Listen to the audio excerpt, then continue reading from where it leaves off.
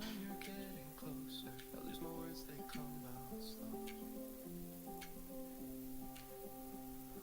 The coffee shop where I first saw you, two Americanos, table for two.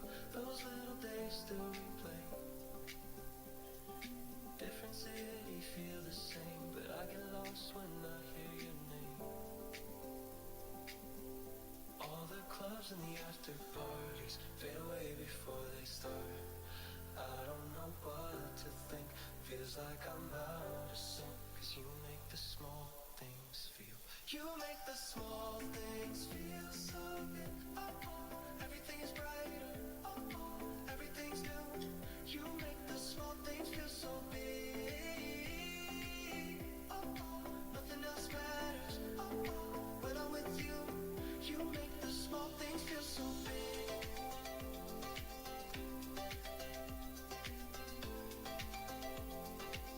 You make the small things feel so big. Nothing else matters. You make the small things feel so big. That one night I met your parents, almost forgot my own name.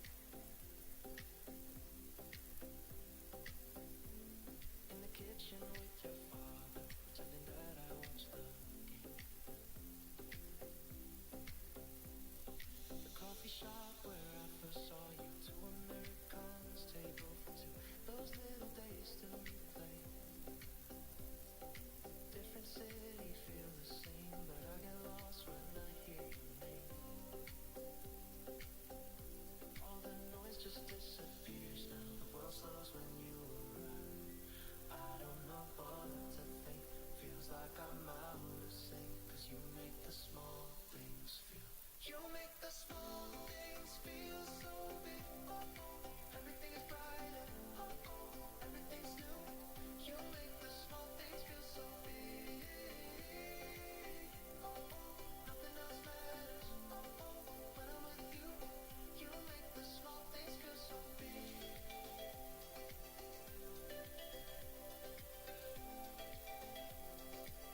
You make the small things feel so big. Nothing else matters. When I'm with you, you make the small things feel so big.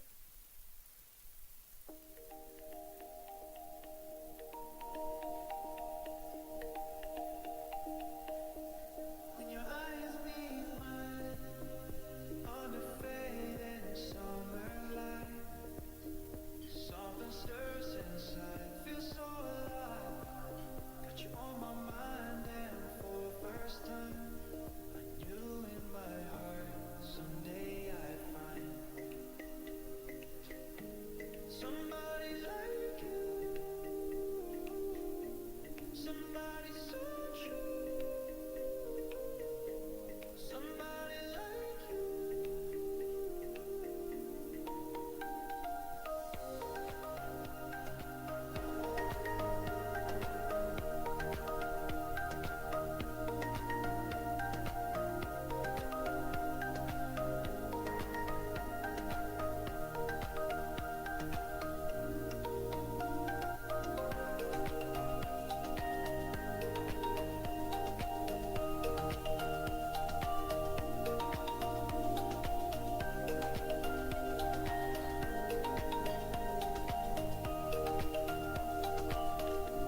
When your eyes meet mine, and the night feels warm and white, I can't hide this fire I feel inside. Got you on my mind, and for the first time, I knew I was right. Someday I'd find somebody like you, somebody so true, somebody like you.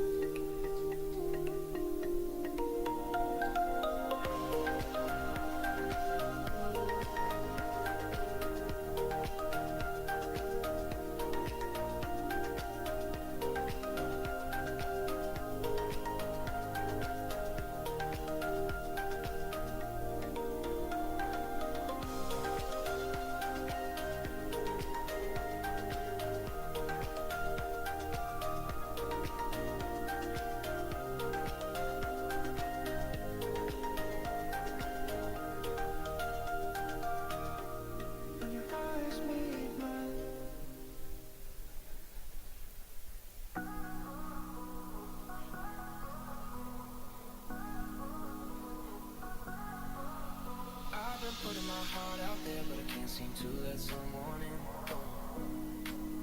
No, I've been playing it cool like I don't care, but you see right through my skin. Yeah, yeah. Pouring whiskey like it's medicine, but it don't heal the ache within. I'm more broken than I've ever been. You're the piece of me I can't rescind. I've been staying out late, dancing all alone. I can't take another weekend singing to our song. And I know I've been drunk, but that don't make me wrong. I'm writing you this message cause I need to say it strong. I'm missing you. I'm missing you. I'm missing you. I'm missing you. I'm missing you. I'm missing you. I'm missing you. I'm missing you. I'm missing you. I'm missing you. I'm missing you. I'm missing you. And I'll always keep the porch light on, cause I know you hate the dark. Yeah. Every night I close my eyes, wishing I could wake up in your arms. I've been staying out late, dancing all alone. I can't take another weekend singing to our song. And I know I've been drunk, but that don't make me wrong. I'm writing you this message cause I need to say it strong. I'm missing you. I'm missing you. I'm missing you. I'm missing you. I'm missing you. I'm missing you. I'm missing you. I'm missing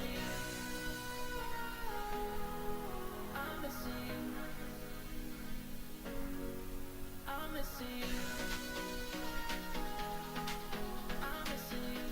I'm missing you. I'm missing you. I'm missing you. I'm missing you. I'm missing you. I'm missing you.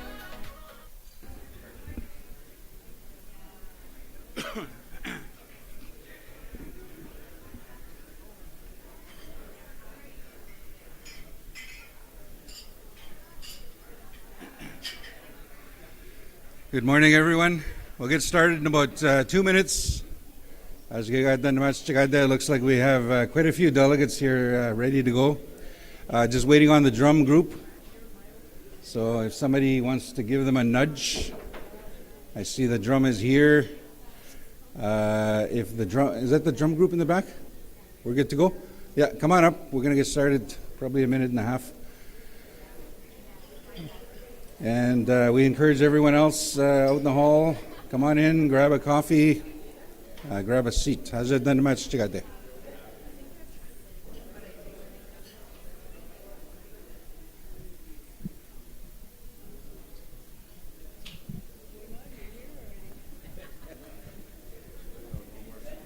Oh, okay. Yeah, we were hoping this time to start right at 9. Sorry about that. For once.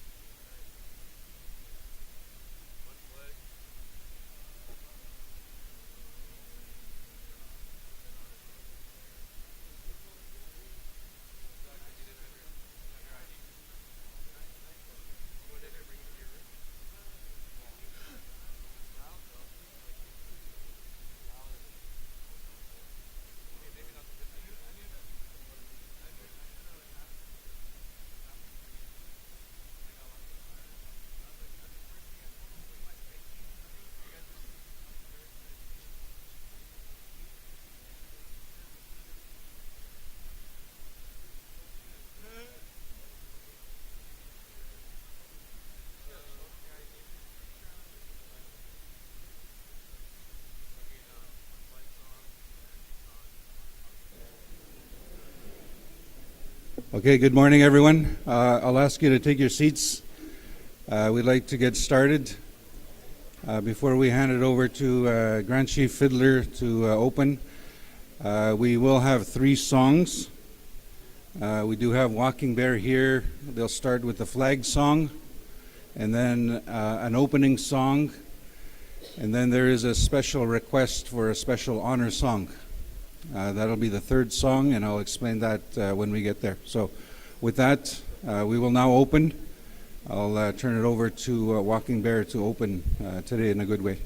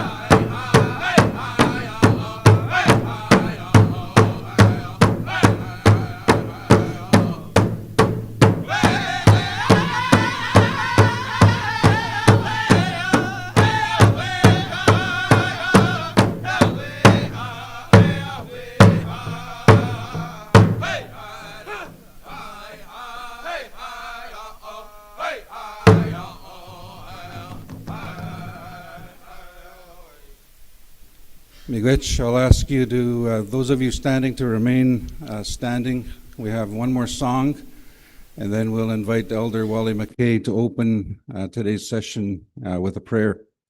This is a special honor song.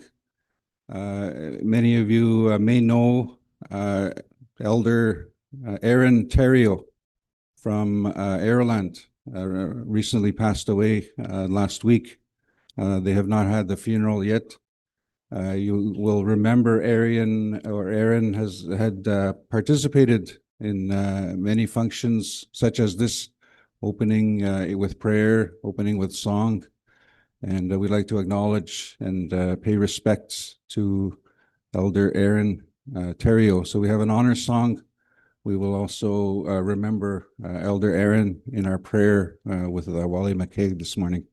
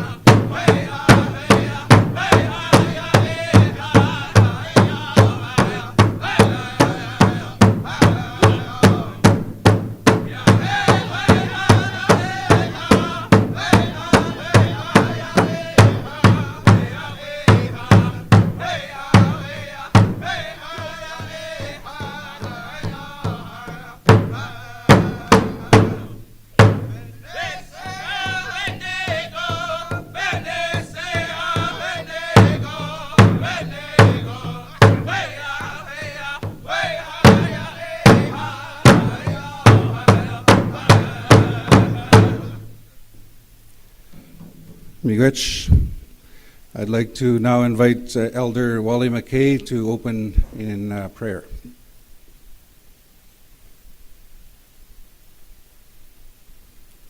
Watch you. Good morning. I'd like to welcome each one of you to this gathering. And first of all, I want to thank you for all your prayers and good thoughts that came my way. And begin to realize that we are not invincible, that we are very fragile human beings. But when we put our hearts together, when we put our minds together and ask the Creator to be with us and go before us, there is supernatural power that goes. And I want to encourage each one of you to have these discussions in a good way. Give me time to think about my elders that I had and what they taught me. And this morning, the loss of our brother, keep in mind his family, his grandchildren. None of us are ever ready enough to meet death. We might think it's going to be okay, but in that time when it comes, it's not okay. It hurts. There is sorrow and pain. I just want to encourage and thank the leadership that are gathered here and every one of you, that we go forward today in the next 2 days in a good way. Please join me. Ahok samando kinanakum nogum ka pisek jepa mina kitamawa chitka. Mina ka jipakitin deswatu ni kanich tamagek. Kitanaka tamwat with the bench gilnwa. Oni chanswa mina oswa. Umakita mama wa yaach kita. Ana mutike wa chandi nigan kita jimachanok. Kita shika gochimente benchike kita shoen mato. Mina kita kanoenda mato kakana kekonde. Min shnam kakitawendamo. Min shnam nsutamao. Mina kakana kekon kita tutama kisag hione koche. Heavenly Father, I thank you for this day. I thank you for the gathering today. And I ask you, Father, to give us understanding and wisdom. Give us the heart to move forward. We just remembered the person that left us, Aaron, Lord, and his family and his children, grandchildren, and and the people, Father, in his community. Father, I ask you to watch over them. I ask you now, Father, that you will watch over each presenter as we dialogue, Father, that it be for the good of our people. And I pray this in Jesus' name. Amen. Yeah.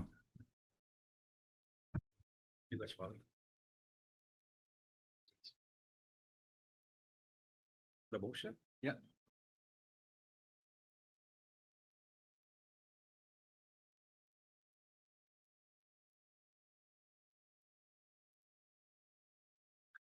Miigwech kagi nigamot. Uganok skadsa gagbina kikjamran wali kagi AMCget. Nakamak, Guajim and Naomaga Kumakanak Unashonak. So in order for us to formally begin our assembly today, you need to adopt the facilitators for this meeting. So there's a motion, I think it's in your package, 2601, adoption of the chairpersons for the 2026 NAN Spring Chiefs Assembly. Be it resolved that the chairpersons of Anishinaabe Nation 2026 Chiefs Spring Assembly, March 24 to 27, 2026, shall be Adam Fiddler, Connie Gray McKay, and Youth Co-Chair Open Chicho.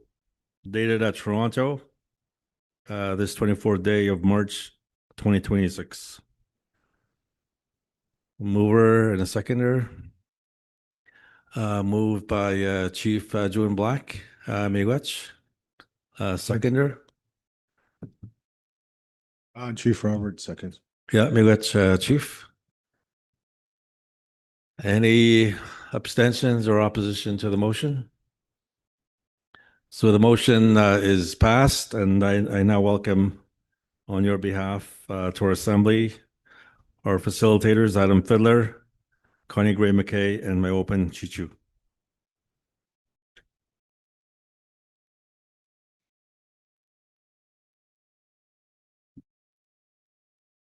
Good morning.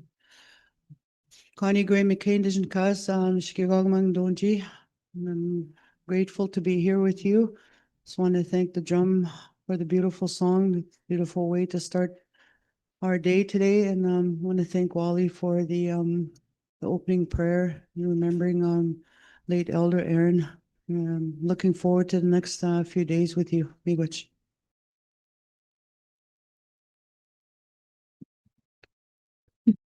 Wache Miyaban Chichu Nadishnakasun. My name is Miyaban Chichu. I'm from Moosonee, Ontario, and I'm the youth co-chair for this assembly today. I am very honored and grateful for this opportunity to practice my public speaking skills and have the gift of mentorship from my other two chairs. And yeah, thank you guys very much. I appreciate it. Miigwech.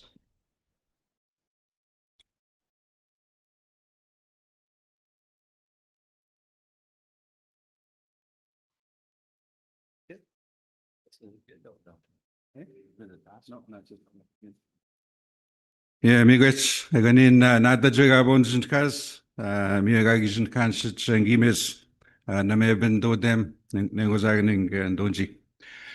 My name is Adam Fiddler. It's good to be here, Chiefs, to join you again for your deliberations. Just a technical note, my colleague Mike Sherry just reminded me, we are monitoring quorum. So at the time that we dealt with that first resolution to accept the co-chairs, we didn't have quorum in the room. We also have chiefs, I think, that are logged in virtually. So I just want to make sure that that number is accounted for. So that we couldn't deal with that resolution yet, but once we do have quorum, we will come back and officially do that. But if you're willing, we can proceed. And we'll continue on with the agenda. Just cannot make any decisions at this point. We are expecting quorum just in a few minutes. So next on the agenda is officially to call the meeting to order. So I'd like to do that now, call the meeting to order. We are in session. What we'll do is, first of all, go through the rules of procedure. It's in your packages. It's the same rules of procedure that were used at the last NAN Chiefs Assembly, no changes. So we need to have a quick look at that. And once you pass that, that's your mandate. Chiefs, I always say this is your meeting. But once you mandate the co-chairs to run the meeting in that fashion, that'll be our responsibility and we will follow those rules of procedure. I don't want to go through the whole thing. Again, no changes from the last meeting. So I will need a mover and a seconder, and then open it up if there's any discussion or debate. So resolution to adopt the rules of procedure. Again, I would normally go through that. I'm not going to do that. But if there's any questions on the rules of procedure right now before we move forward. I don't see any questions. So I'll come back officially to do the resolution to deal with that, but we'll proceed on that basis for now. Next, we'll go through the agenda. If I can have the agenda up on the screen. In the original packages, I believe the agenda that's on your version would have been the second to last draft. So there were some final changes made, nothing minor, just changing the order of the speakers' names, for example. So what we will do is we'll go through the agenda up on the screen. So if I can have technical staff put the agenda up on the screen. I hope you have a copy. We're just working on that now. There we go. So up on the screen, for example, we didn't have in the package, you have the name of the elder doing the opening prayer. So this again is the Anishinaabe Nation Spring Chiefs Assembly, March 24 to 26, 2026, here in Toronto. We started at 9 a.m. with the drum with Walking Bear, the opening prayer with Wally McKay, 9:15, the adoption of the co-chairs, 9:30, the call to order, the review and the acceptance of the rules and procedures, and the review and acceptance of the draft agenda. We'll have the opening address at 9:45 with Grand Chief Alvin Fiddler. At 10:15, the 50th anniversary of the NAN Declaration. We'll have a discussion, a presentation on that, again being led by Grand Chief Alvin Fiddler. We'll have a break at 10:45. 11 o'clock, treaty and legal cases. Just to let you know, because there is a litigation update, it's an update, there will be an update on some legal action, court cases that are potentially moving forward. Part of this will need to be in camera. So we will need a motion to go in camera at that point. At that point, what will be done is we will ask all media, any government officials, normally any industry, to leave the room. Everybody else can stay. If you're a NAN citizen, you can stay, but we would have to turn off the live feed as well. That's for a portion of that. So it's treaty and legal cases, co-jurisdiction with Kate Kempton, and the annuities case with Ryan Lake. Those will not be in camera. Those will be public because they've already started those proceedings. So there's nothing confidential that will be presented. There will be a litigation update though, and that will have to be in camera. That'll be led by Amy Westland and Luke Hunter. That'll take us to lunchtime. We'll have lunch, same place as we had breakfast. 1 o'clock, firearms buyback program. Luke Hunter and Mike Sherry. At 1:30, Bill 5 and unmarked graves in NAN territory. Just when you see that unmarked graves, I know a lot of people, when we hear that, we turn our attention to the residential schools. That's not what we're talking about here. This is the effects of unmarked graves in your territories and the effects of Bill 5, how that will impact that within our areas. So just to let you know, that'll be Luke Hunter and Mike Sherry as well. 2 o'clock, we'll have the comprehensive review of the NAN governance and management structure and the development of the sovereign and incorporated entities. So that'll be presented by 3 PACEs, as well as the Finance and Governance Committee. They'll be splitting that up as 2 separate items. At 3 o'clock, we'll have the break.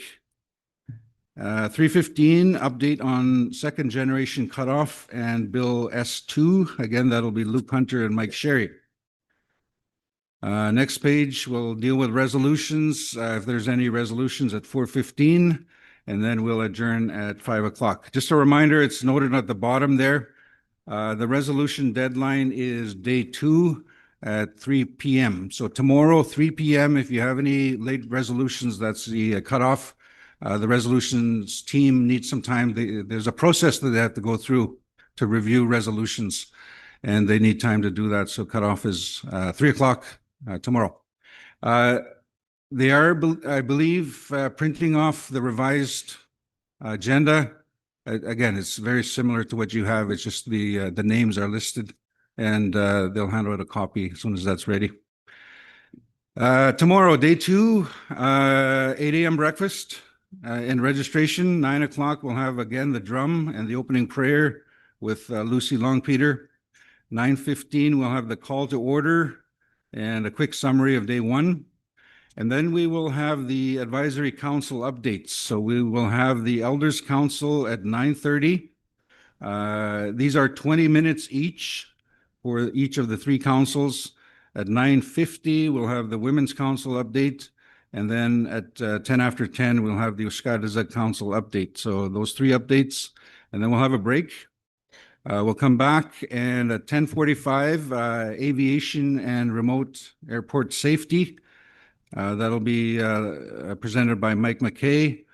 And then 11:15, the update on water initiatives, also with Mike McKay. Lunch at 12. 1 o'clock, we come back, nuclear waste and the impact assessment process. Again, that's going to be Mike McKay as well as JFK Law. We'll have an update also from the chiefs and the technical action table on nuclear waste. 2 o'clock, we'll have the Ontario Final Agreement. That'll be led by Deputy Grand Chief Narcisse, assisted by Nicole Kinzel, the Director of Social Services Strategic Advancement.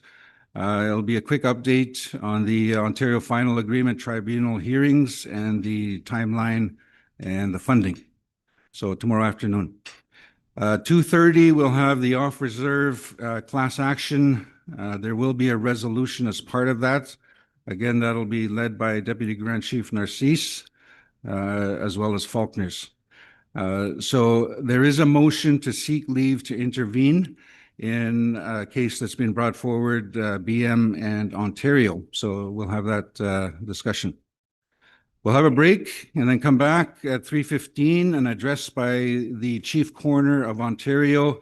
That's Dr. Dirk Heyer, and that'll be introduced by Grand Chief Alvin Fiddler. We'll have a resolution as part of that presentation as well. And then we'll end the day with resolutions and wrap up at 5 o'clock. Day 3.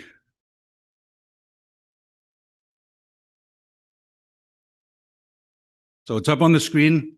We'll have the drum, opening prayer with Rosie Mosquito. We'll have the call to order and a summary of day 2. We'll get into the health transformation presentation at 9:30. We've got an hour scheduled with Grand Chief Fiddler, Ken Miller, and Kennedy Ling. That is until 10:30. We'll have a break. 10:45, we'll have a presentation on Wawate Communication Society. Matthew Anges is going to present that. 11:15, border control. Chief Gary Quazis. As well, we'll have from Anishinaabe Police Service, Deputy Chief Brad Deuce. So I believe that's sort of 2 presentations. Chief Quazis, I believe, talking about Winter Road, especially border control, and Naps speaking generally about the new border control initiative. We'll have lunch, come back after lunch. So this is day 3. We'll have Indigenous Services Canada Minister Gol Masti, of course, the Minister of Indigenous Services, and she will make a presentation. She will address the Assembly, but we're hoping that most of the session will be a Q&A. So if you have any questions for the Minister, we have that on the agenda for an hour. After that, 2 p.m., we'll open it up for an open Chiefs Forum for any issues that you have, any issues you'd like to bring forward.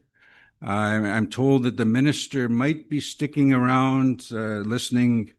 If you have any additional things that you would like heard, she will be around for part of that open Chiefs Forum.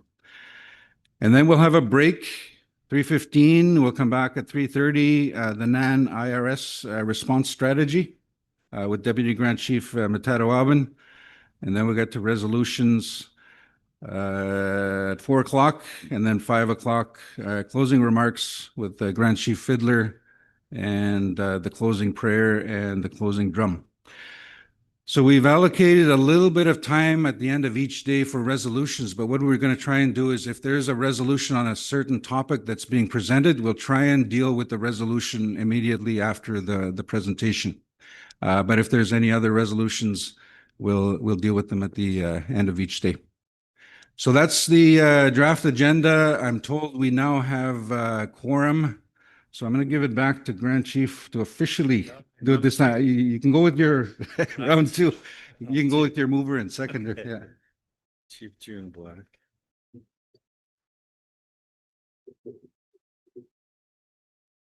Okay, we'll do it again.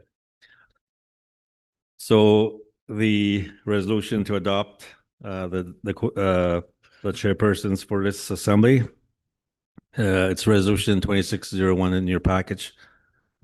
Be it resolved that the chairpersons of Anishinaabe Nation 2026 Chiefs Spring Assembly, March 24, 27, 2026 shall be Adam Fiddler, Connie Gray McKay, and Youth Co-Chair Myopen Chichu. Dated at Toronto, this 24th day of March 2026. Moved by Chief June Black and seconded by Chief Robert Dakuji.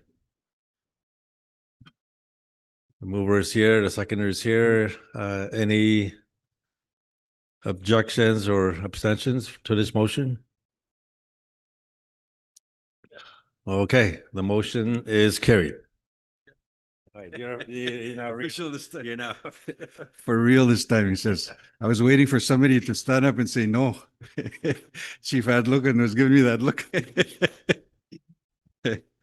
Okay, so two more procedural resolutions. The rules and procedures. Again, they're the same rules we had the last time. So this is Resolution 2602. Be it resolved that the rules and procedures are adopted for the purposes of the 2026 Anishinaabe Nation Chiefs Spring Assembly, March 24 to 27, it says. I think it's only until the 26th. March 24, 25, and 26, 2026. Dated Toronto, this 24th day of March 2026. So I need a mover and a seconder. This is the rules of procedure. A mover and seconder, just for our note-taking purposes, we'll get you to state your name in the microphone. Mover and seconder. Chief Robert Nakaji. We got Chief Nagaji moves. Chief June Black. Chief Black seconds. Any comments, questions, discussion on the rules of procedure? None. So with that, any opposition? Any opposition? I see none. So with that, resolution is carried by consensus. So Miigwech. The second one is the agenda. So the way we'll do it is we need a mover and a seconder, and then we open it up. So if you have any discussion on the agenda, we need a mover and seconder first. So that, again, is in your packages. 2603, the acceptance of agenda for the 2026 NAN Chief Spring Assembly. Be it resolved that Anishinaabe Nation NAN Chiefs in Assembly hereby accept the agenda for the 2025 NAN Chief Spring Assembly, March 24 to 27, it says, 2026, but it's actually March 24, 25, and 26. Dated at Toronto, this 24th day of March 2026. So I need a mover and a seconder. Mover and seconder. Again, for the record, just speaking to the mic.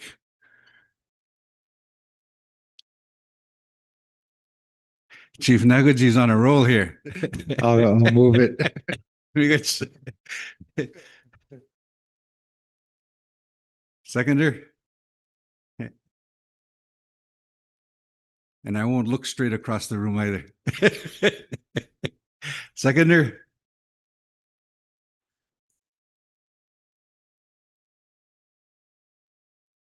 Seconder. Okay, go ahead. For the record. Yeah, go ahead for the record. State your name. Good morning, Chief Bruce at Snipinishka Marta Falls. Okay, we got a mover, seconder. Any discussion on the agenda as presented?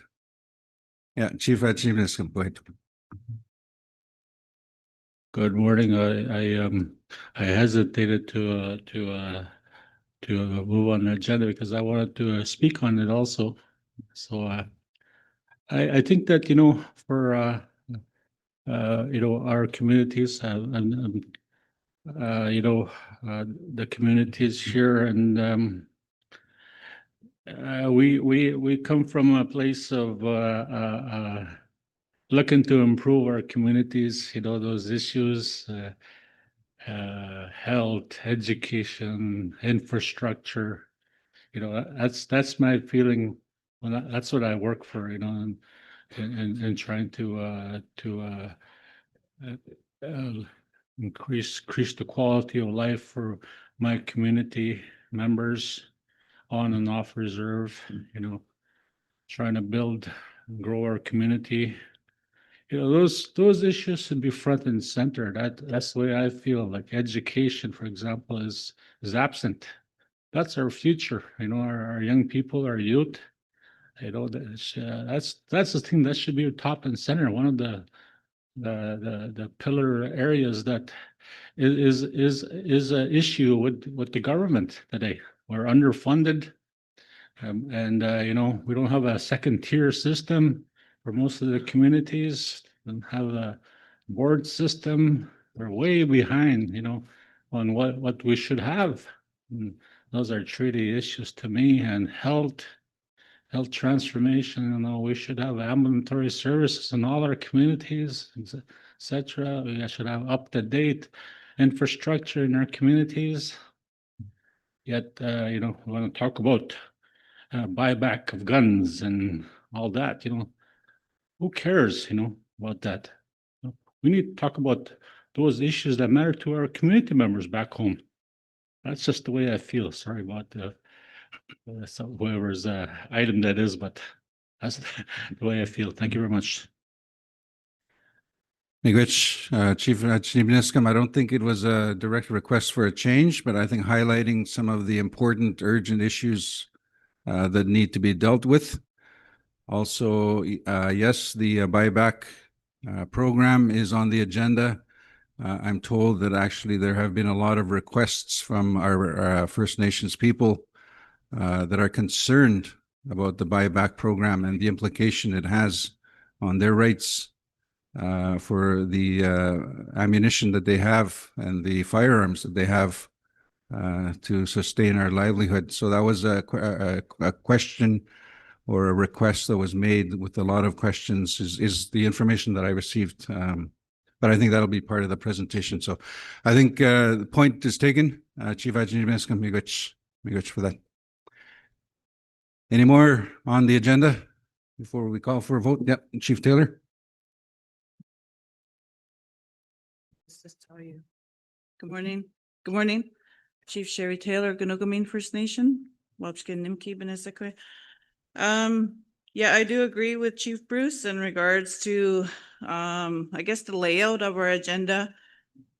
You know, in our communities, we are faced with a lot of mental health and addiction issues. Is there a place for this discussion to take place on the agenda? You know, before I came here, I was dealing with youth that want to end their life. It's been very hard. Still dealing with that today. So where is it on here? You know, what are we doing to improve the lives of our people, especially our children?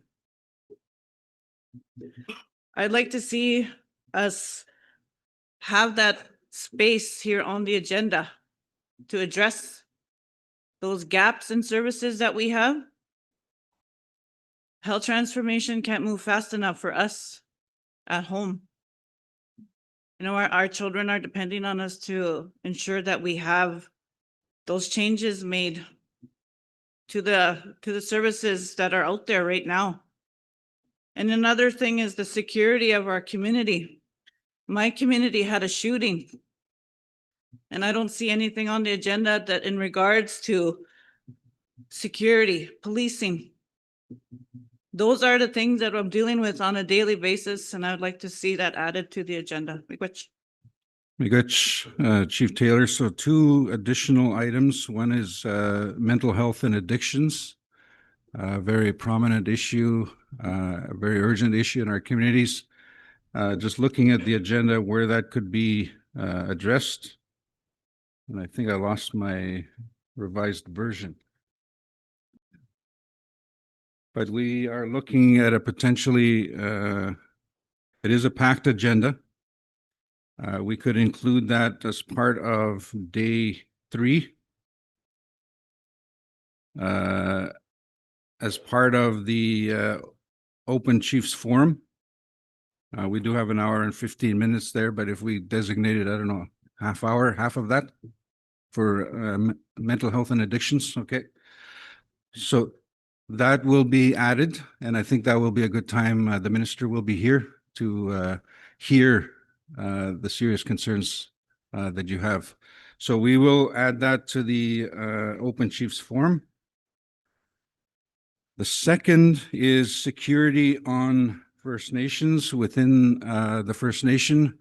I know that the border control agenda item on the morning of day 3, there will be a presentation with NAPS that's dealing with the actual border control, not only remote First Nations, but drive-in communities as well. And so what I'll suggest is maybe we can incorporate some of what you're saying as part of that presentation. Would that be fair? Okay, that's good. So with that, that's a change. Any more discussion? Yeah, Chief Adlogan. Oh, sorry, and then Deputy Narcisse right after Chief Adlogan.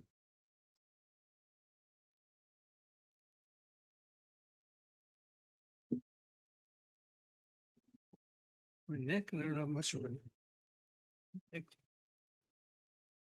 Good morning. Chief Adlukan, Yamatang First Nation. One of the things I think I can make comment on in regards to our agenda is the everyday problems we have in our community, short of infrastructure in terms of housing and the overcrowdedness to homes. That's where a lot of our issues come out in terms of that what happens with our social issues in our community. It's never been, what are we going to do with that? It's never, our meetings are never about how do we solve our home community issues. We are at disadvantage here, and that's not happening. I'll give you an example of that. When we did border security in our community with our member communities in Matawa that are remote, we had no money to do it. So we took it upon ourselves to do it ourselves as a group of First Nations.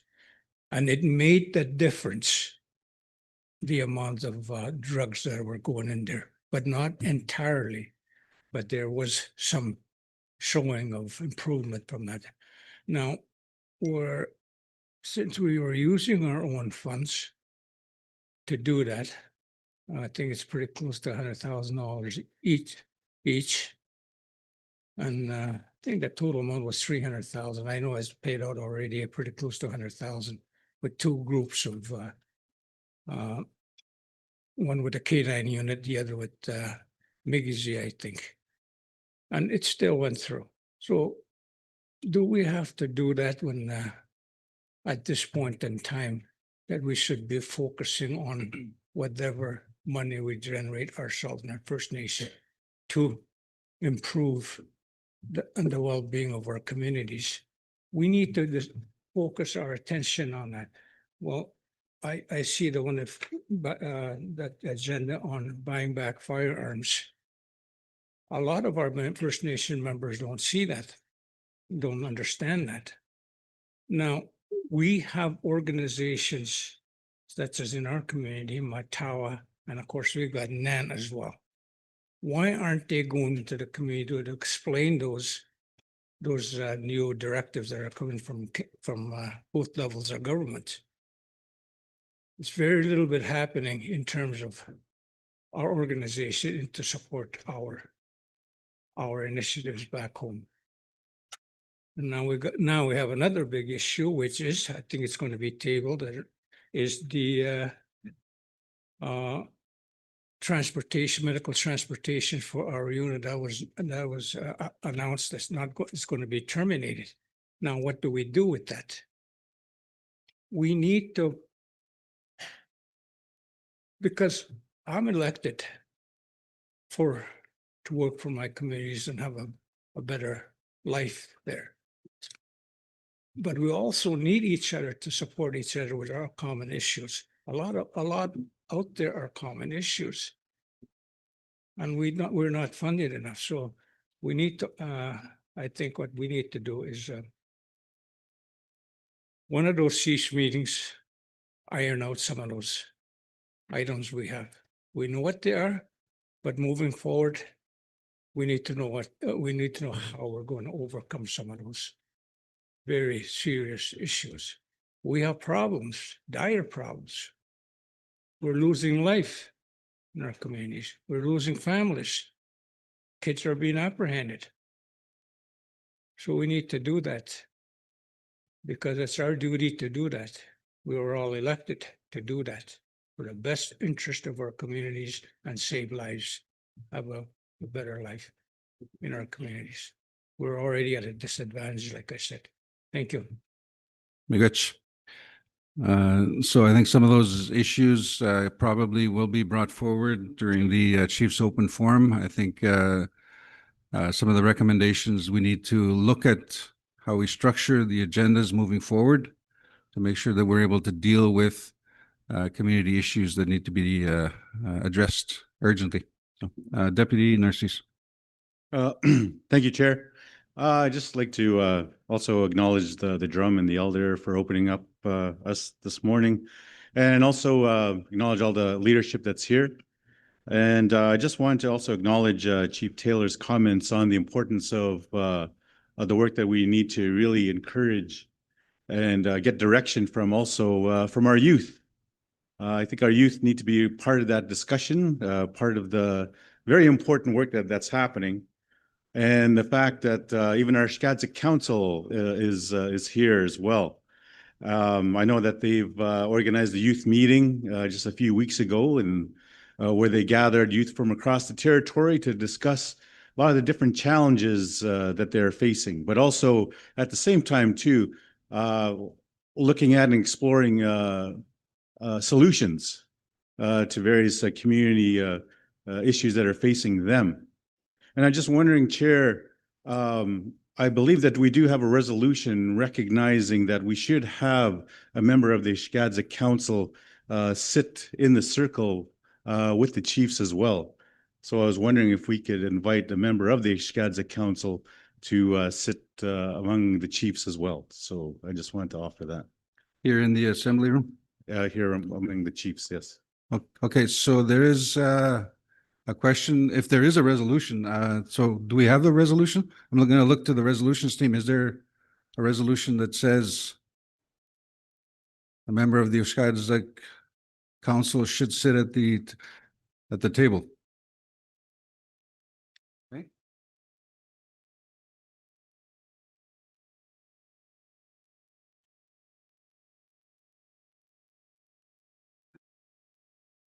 I know that practice has in the past been that we've had one member from each of the councils.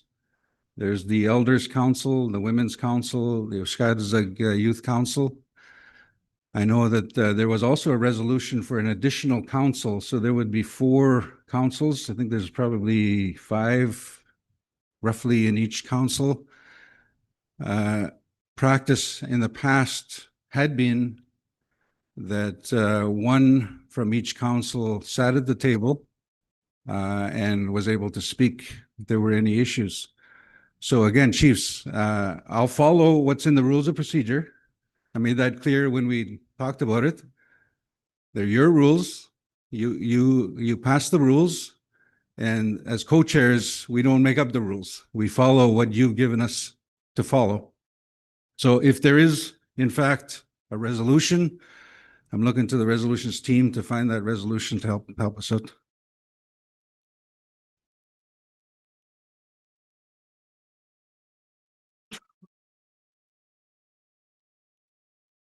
So there's a resolution up on the screen.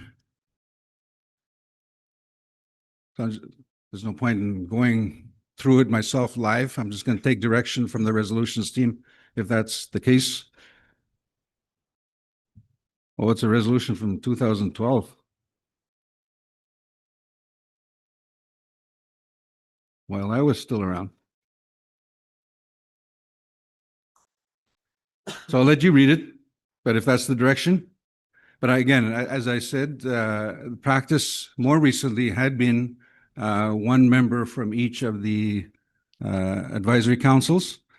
More recently, it has been that the advisory councils were here, they're present, and if they wish to speak, then we would recognize them to speak. So I'm going to again look to the resolutions team to help me out. Sort of small font on the screen that I'm looking at, but if that's what it says, then I'm looking for that clarification.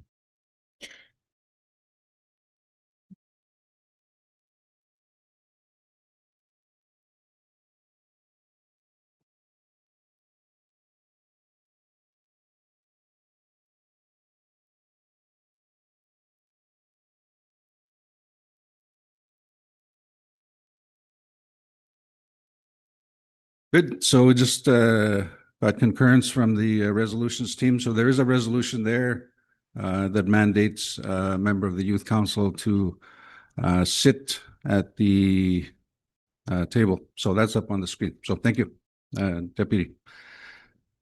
Any more discussion on the agenda? Yeah, Chief Kahiamak. Good morning. I'm just wondering if 1 hour is good enough for a chief's forum. We, like other chiefs have said, we face many issues at home. There's mental health, addiction, suicide, and now this non-insured. There's a lot to be discussed. And you know, when we have discussions like this, hearing other chiefs' concerns and whatnot, you know, it helps you. It gives you ideas. It gives you a sense of that you're not alone fighting what we do in our reserves. So for me, giving the chiefs 1 hour is nearly not enough. Good morning. Okay, Milich. So that Chiefs Open Forum recommendation, it's not enough. We need longer. And actually what we've already done is we've taken away half an hour. So it's only a half-hour open forum right now. We've added another topic in there. So I'm just looking at the agenda. When I looked at it, it's a very packed agenda. Takes us to 5 o'clock almost every day. I'm just trying to look at the agenda now, looking for some suggestions where we could expand on the open forum. We could go a little bit later, but the reality is that's the open forum is on the afternoon of day 3. And I know we go back and forth. Sometimes we end up losing quorum afternoon of day 3. We shouldn't, but we do. That's just the reality. And I know it's disturbing for chiefs if you have a resolution that you'd like to deal with and we lose quorum. I know chiefs, you've expressed that in the past. That's just the reality. But again, it is a packed agenda. We do have additional items to deal with. So I'm not necessarily looking for anything to be removed from the agenda to accommodate that, but I'm just looking for some suggestions where we can expand and have additional open forum opportunities. I'm open to suggestions. What we could do is break it up into another session on day 2. But again, that will cut into the resolution time. So one option is Chiefs Open Forum on day 2 at 4:15. 4:15. Chief Crane.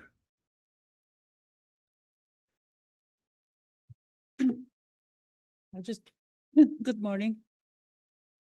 I wanted to say that we have to remember KI this morning. I heard that they lost a baby in a house fire yesterday. And it really saddens me. I haven't heard anybody mention it.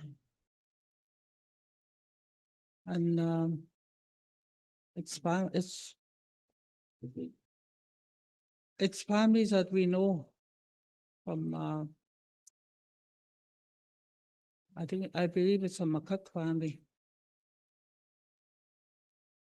We had the girls in our community there a few years ago. So I'm really sad about that. And we continue to have so much problems in IHB. It's not getting better, it's getting worse. There's people missing appointments. And the staff at the hostel, it's like they don't care. Or do they not know how to address it either? We really have a problem with our healthcare, and I think it has to be addressed. Thank you.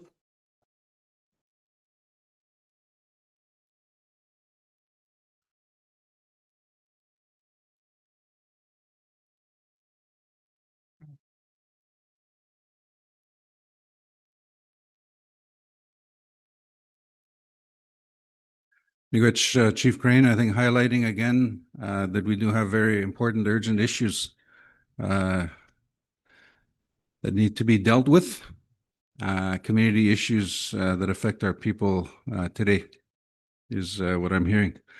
So we're going through the agenda right now. Chair, I want to come back to, before. What if we look at working lunches?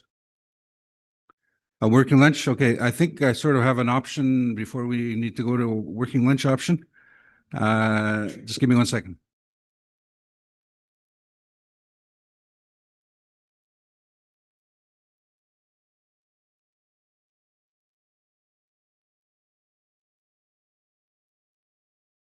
So there's a couple of options. We're looking at having an open forum this afternoon for a portion of the afternoon, and then again for day 2, including day 3. So the recommendation is, if you look at day 1, where it talks about the comprehensive review, we've got an hour there. We can cut that down to half an hour.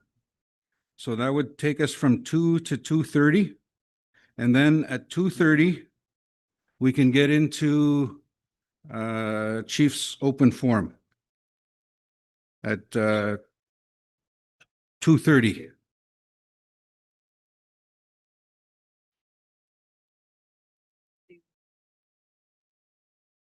So that would be this afternoon after the review of NAN governance. We will go to an open forum, and as part of that, we can expand into the update on the second generation cutoff and Bill S2. They can shorten their presentation. So we'll have a Chiefs Open Forum this afternoon. Also, we will have the Chiefs Open Forum on the afternoon of day 2 at 4:15, Chiefs Open Forum. So we'll have a Chiefs Open Forum this afternoon, tomorrow afternoon, and then day 3 as well, just to accommodate some of those issues. Okay, I got you. Also, Chief Crane, your comments on the house fire in KI. I know that Grand Chief Fiddler will be addressing that, speaking to that as part of his opening comments. We haven't even gotten to the opening comments yet, but we'd like to express our condolences to KI. I know I was texting with Chief Donnie Morris yesterday. They had not, it's right at this point, a missing person. As of yesterday, they had not been able to do an official search, but the missing child is Chief Donnie Morris's grandchild. And so we think about them, offer condolences to the community of KI. Thanks for bringing that up. So the agenda, we've changed it quite a bit. Any more discussion? Comments? Questions? I see none. The resolution is in front of you. We have a mover and seconder. So I'm going to call for a question on adopting the agenda. Any opposition to adopting the agenda? Any opposition? Do we have chiefs online? Okay, if you can let me know. Just because we're online as well, I'm going to monitor that. Abstentions? Yeah, and the resolution should say accepts the agenda as amended. Just to clarify that. No abstentions. So with that, resolution is carried by consensus. So that's the agenda that we will be following. So miigwech, thank you for that. I'll turn it over to Connie. Yeah.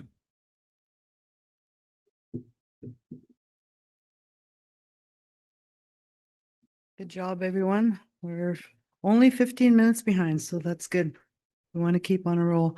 So at this time, I'd like to call upon Grand Chief Alvin Fiddler to give his opening address, and he'll go right into the presentation on the anniversary of the NAN Declaration.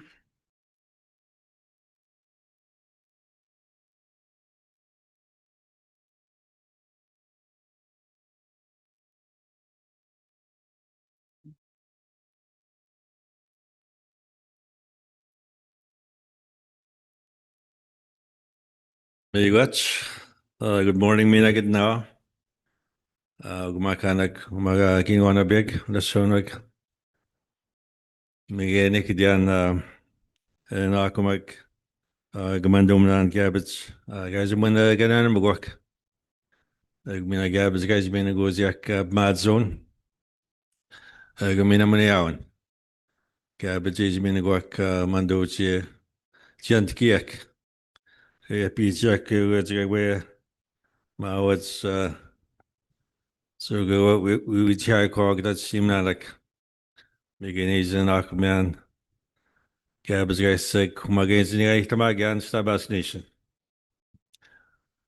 I just want to acknowledge everyone that's in this room, those online as well, to the leadership, Miigwech for being here. I know it's always so busy, trying to address so many things at the same time, and you've already raised some of those issues this morning, and we will make sure that we get to talk about and address some of the things that you've addressed that you want to see raised on the agenda. So I acknowledge the leadership here. Also, just want to acknowledge some newer faces that have joined us around the table. We have a great chief, Chief Lorraine Whitehead. Welcome. There's also a young man that I went to go visit up in Casablanca a couple of weeks ago. Just recently elected as chief of his community, Matthias Anderson. Miigwech, Gidakman, Magay Bizayn. There's also, I'm not sure if he's here or online, Mo Quebec, Skogumakan, Michael Jolly, Gwajemigo, Agmina Gidabenzigirin. Also, just to acknowledge our staff, but then it takes a lot of work to prepare for gatherings like this, and I'm grateful to our CAO Gary and all the directors and managers and everyone that worked so hard to prepare for this gathering. I just want to also acknowledge when I glance to my left, whenever I sign up here, I can see our advisory councils, our youth council sitting over there. I acknowledge the work that they do and the vision that they have for themselves and for their community. And also the Women's Council, Miigwech, for being here. I can't thank you enough for the contribution that you make to the work that we do. And I'm grateful to see you here and also those online. And to our Elders Council,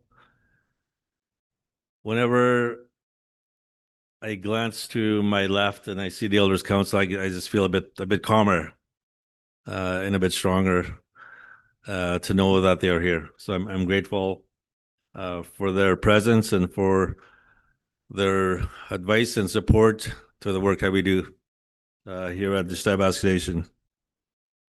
I also just want to acknowledge our co-chairs, Adam and Connie, and I'm still struggling to Miyapen.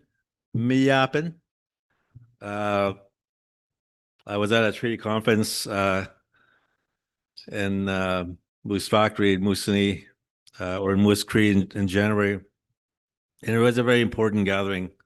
I just want to acknowledge Chief Peter Wesley. I know he's on here, and his council and the community for inviting us to be part of that important gathering in January. And that's where I met Mia, and she was a presenter at that conference, and just spoke so passionately about the importance of treaty. And I know that will be part of our discussion as we gather here this week. So I wanted to start off this morning with a little bit of good news. I think it's something that we've been waiting for a long time. I went to a hockey tournament in Dryden last Thursday and Friday, not to play hockey. I wasn't offered a contract this year by my team, so I had to just be a cheerleader. But on my way back from Dryden, I was getting text messages and phone calls from the staff that I work with. And they told me that we received a notice from the tribunal. Because as you may recall, I know some of you were there, chiefs and delegates in Ottawa, right at the end of February. We were there for 2 days to make our final oral arguments in front of the tribunal on the case that we've been a part of for the last 10 years on child welfare. And at the end of those 2 days, our legal team, our team shared with the tribunal that we are anxious to get to work. We are anxious to see the agreement to be ratified by the tribunal so that we can begin the important work of changing how our children are looked after and how our children are raised. And so we asked them to just issue your decision. And then you can later on issue your reasons why you made that decision instead of the other way around. We said we are anxious to hear how you will decide on this very important case, and we want to know what that will be. With great respect, we made that request to the tribunal. And so when I was driving back on Friday, I was informed that the tribunal is ready to announce their decision. And we were told that they want to make that announcement in March, at the end of this month, the 30th or the 31st.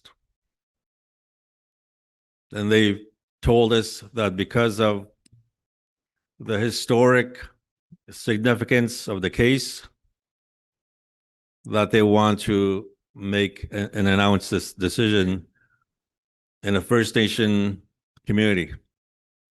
And they picked Tyendinaga.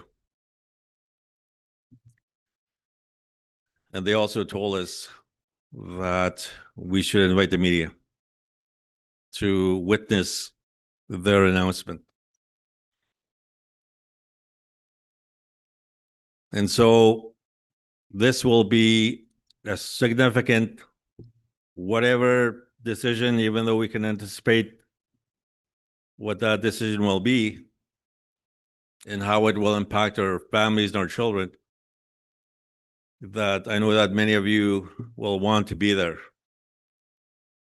We had hoped that we could maybe convince them to make that announcement here in Toronto while we are here this week. But they said they need time to prepare, and so they will make that announcement.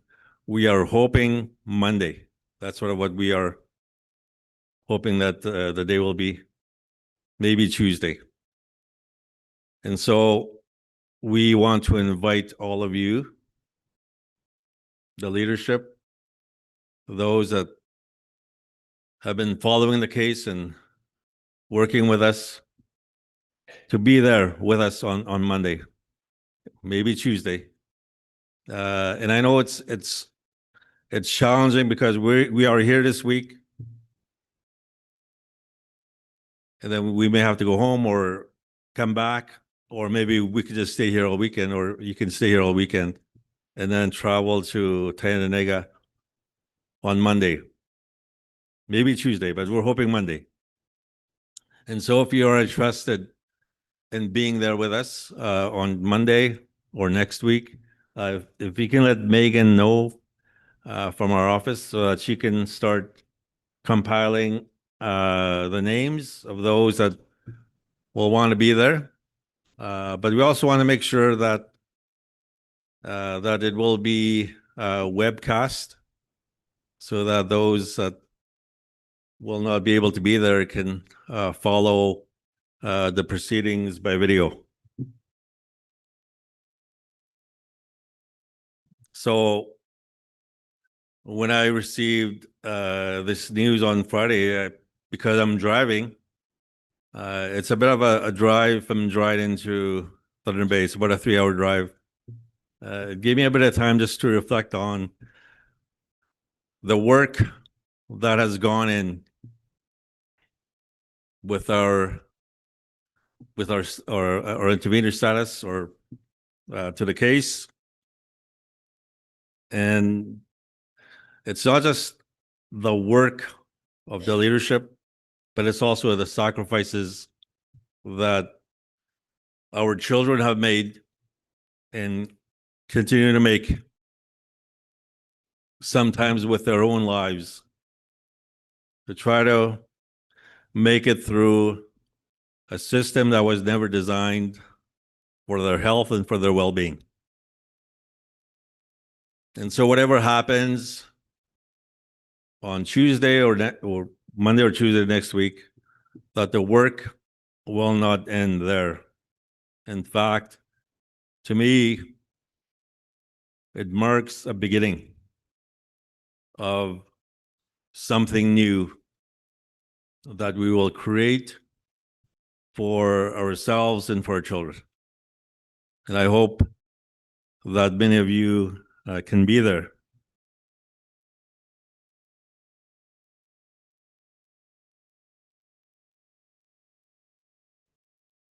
I want to start off with that, because I know that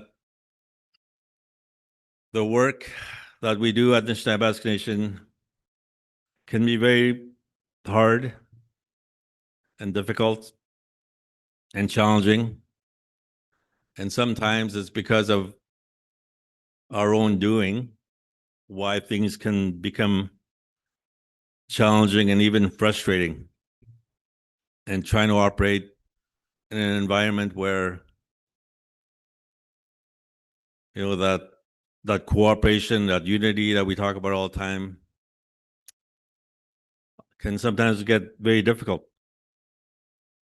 And I remember when you met, I think in the same room last year at our last spring assembly, you passed a motion, a resolution to call for a comprehensive review of this organization that we now call Nishnabas Nation. And so the firm that was hired to do that work will be here. And I hope that you as leaders, as chiefs, can participate in that process. Because I think it's so important that as we commemorate the 50th or the 51st anniversary of NAN, that we need time to reflect on our collective journey as the Nishnawbe Nation. To think about where we are right now, and I think more importantly, to try to chart that path forward, where we need to go, where we need to be 50 years from now. And so I welcome this review, because I believe if we do it right, it will help us. It will help us become an even more stronger and an effective organization.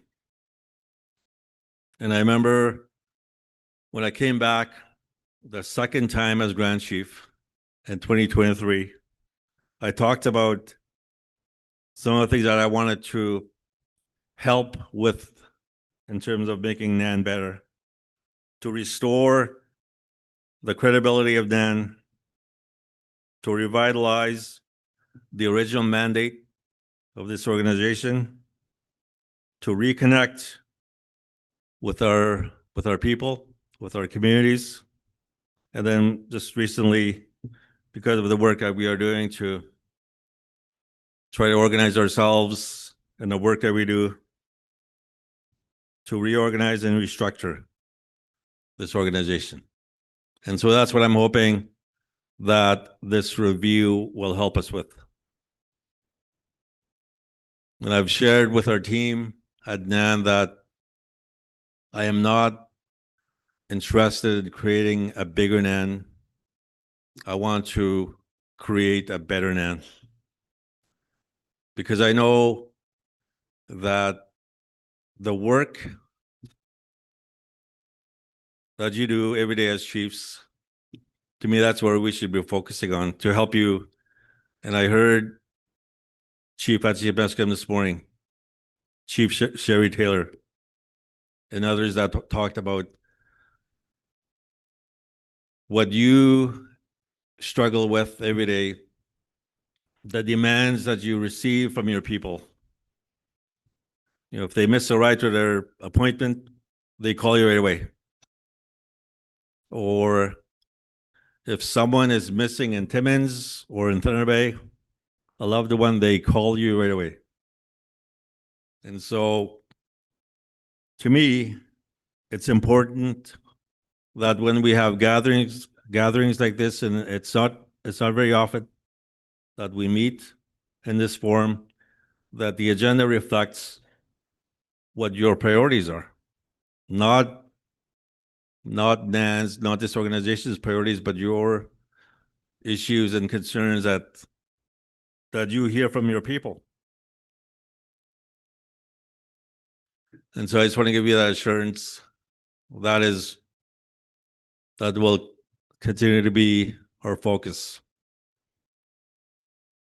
And so I just want to acknowledge all of you for being here, to say again, miigwech, for being here with us the next 3 days, and also to acknowledge those that have joined us online. Ekidyangain and Akumak Mando, Egumineza Baksadamian, Chuimun Sag, Gamawachi Donan, Paetagocha, Almudamadiak, UN Gagunan Ka Mabdam Higuak. Egumina, guys know the way Cogdan Shimanak, Gavinoa, Inan the Maji is a Baksan and Mazgaguna. You might get you when Sap and Mazunwa. Miganese Baksan man who is sick. What cheese a boardwalk. Wagawi Mawachi deck. Uma or Nogum Gambonagak.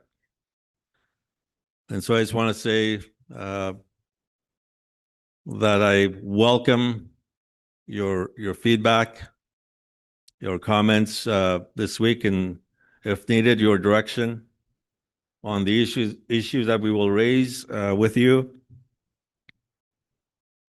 Because without your support and your mandate, we cannot just go ahead on our own and do things. Because if we do things without your guidance and your approval, that we may end up harming your community. And that is the last thing that we should be doing. So again, miigwech. Oh, you want to move on to the next agenda?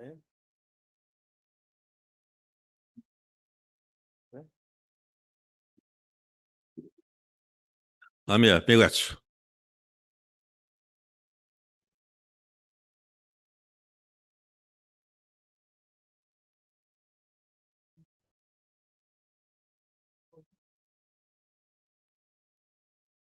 Okay, so officially we'll introduce the 50th anniversary of the Declaration, and that's going to be given by Grand Chief Alvin Fiddler.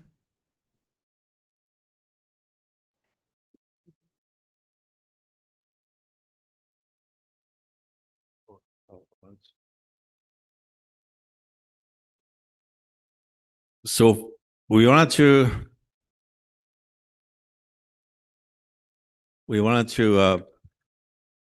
try to set the table for the rest of the week with how we presented our agenda to you this morning.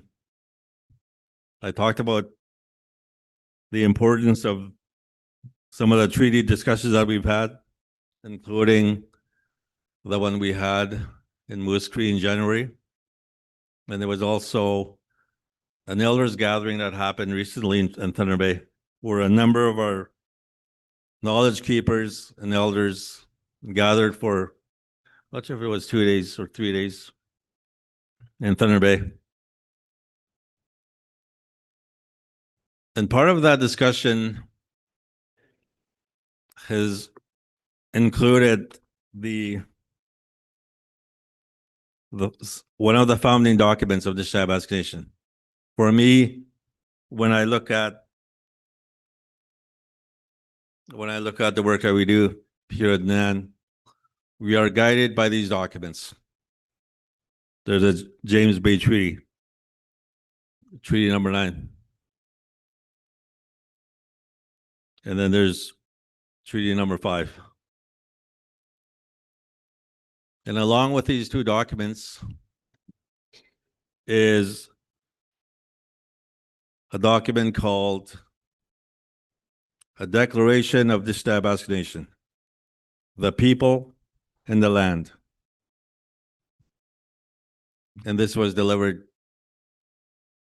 by the leaders of the Anishinaabe Nation to Ontario and Canada on July 6, 1977.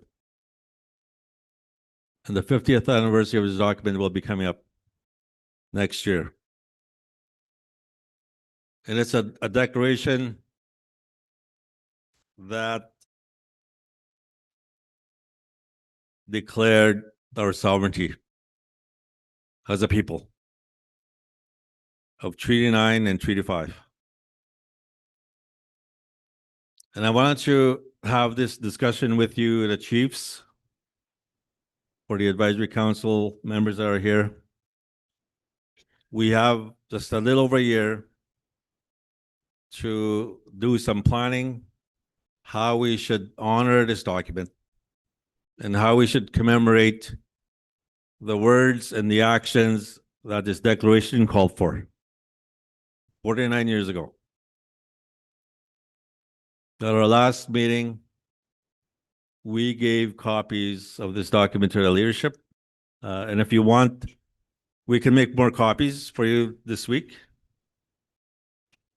Chief, I'd look and you bring your cup. Oh, wait, you have yours? But we'll make more copies this week while you're here. Because to me, you know, the things that we talk about here, not just at this assembly, but previous assemblies, if we were to enact on what he's called for, we would be way ahead. And I just want to just share before I open it up to the floor, just one paragraph from this document. They were talking about our lands and our resources. And it says here, this custody must remain with us. It is our sacred duty to pass it on to our unborn children. We do not accept the illegal seizures of our land by the Europeans and their descendants. We will protect these custodian rights by whatever means necessary. And as we gather here this week, we know that the Ontario legislature is opening up yesterday or today. The federal parliament is opening up this week as well. And you know what their priorities are. It's to talk about how they can increase their or replenish their coffers. On Thursday this week, Ontario will be announcing their budget. And we know that the federal budget process is now underway. That they will be looking to your territory, to the resources that are in your lands, in your waters. That is how they plan on replenishing their coffers and giving you a little bit in return. So it's important that we always have these documents in our back pockets and to remind ourselves once in a while the words that were written by our leadership back then, the elders.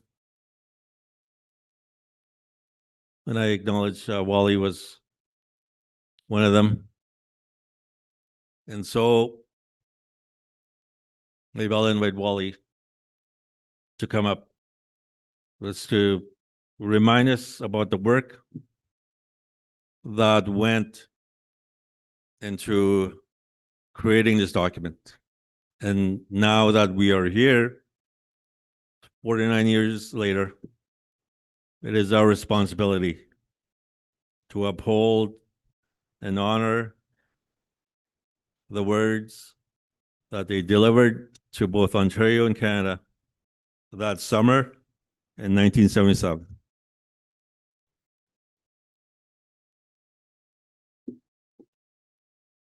Thank you, Grand Chief. And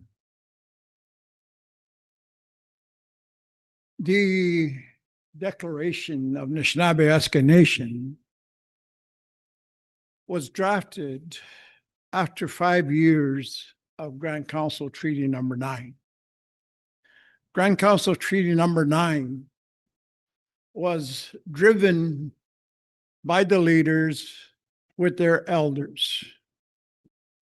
And at that time, the elders and the leaders spoke together and they shared the stories, events that happened during the treaty signing, both in James Bay in 1905 and the adhesions that happened in 1929. And these elders were very eloquent and they were very committed. And the essence of the organization was based on Treaty Number 5 and Number 9. And I want to take you back a little bit to the history. What prompted these elders and leaders to want to declare their nationhood on their lands and their resources. In 1969, the Prime Minister, Pierre Elliott Trudeau, and then Minister of Indian Affairs, Jean Chrétien, came out with a policy that is referred to as the 1969 White Paper. The 1969 White Paper basically had three main outlines. One is the removal of the Indian Act. Two, the transfer of reserve lands to individuals. Third, the removal of federal government's fiduciary duty. Those are the three main things that the 69 White Paper wanted to do. In essence, what Canada was proposing was to eliminate Indian status, dissolve the then Department of Indian Affairs within 5 years, abolish the Indian Act, convert the reserve land to private property that can be sold to band members, transfer responsibility of Indian Affairs from federal government to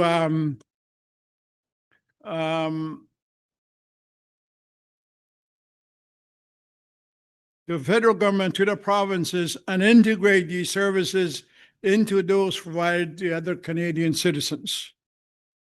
Appoint a commissioner to address outstanding land claims and gradually terminate existing treaties. That was the background to why the elders and the leaders begin to develop the Declaration of the Anishinaabe Nation. Unfortunately, many of those people that participated have gone on. A lot of those people that worked for Grand Council Treaty Number 9 that participated in developing the Declaration of the Anishinaabe Nation were former residential school survivors. Les Ludet, who is still with us, but is incapacitated because of the health issue. We had Bill Nothing, who we lost not too many years ago. We have others that participated that are not able to be with us. But they had the vision to be able to craft out on many discussions in moving forward. I just want to bring to your attention, as you review the document on the Declaration of Anishinaabe Nation, dealing with the treaties and why it was important that the Declaration pointed out these things. And one of the things that we said at that time is the right to receive compensation for exploited natural resources. This speaks to receive payments of all resources extracted because treaties 5 and 9 were sharing agreements. Instead, Canada and industry have gained wealth without abiding by the terms of the treaties. Number 2, to receive compensation for the destruction and abrogation of our hunting, fishing, and gathering rights. This speaks to the direct damages caused by legislation policies of both jurisdictions, not only to ancestral economies, but to the Indigenous environmental stewardship responsibilities.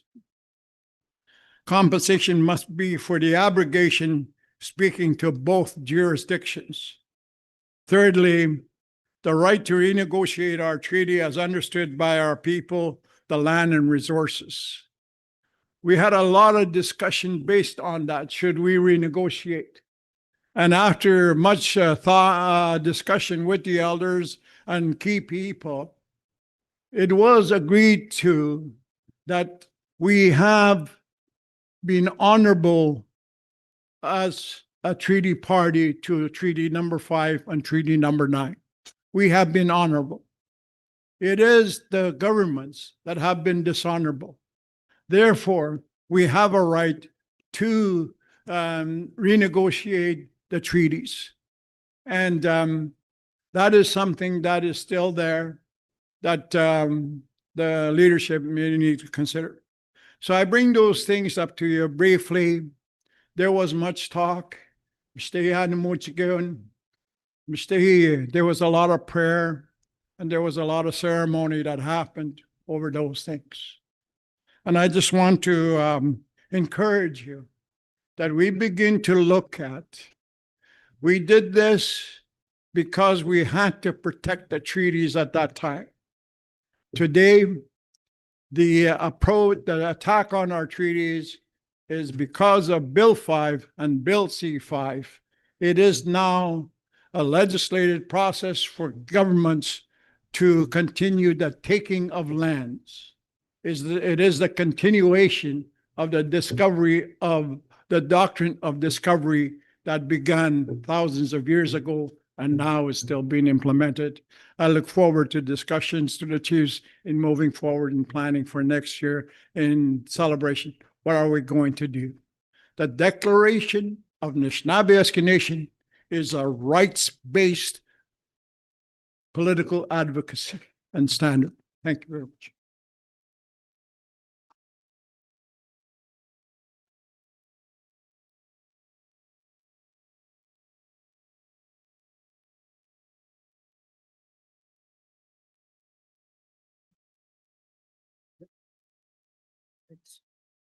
Okay, Miigwech, Grand Chief, Miigwech, Elder Wally McKay. So we're going to open the floor for any comments from the delegation on the presentation on the 50th anniversary. Okay. Great.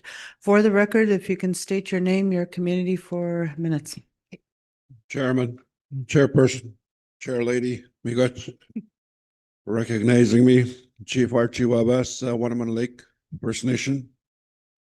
First off, I would like to acknowledge the ceremony this morning that took place, prayers and also I would like to say that my condolences to KI.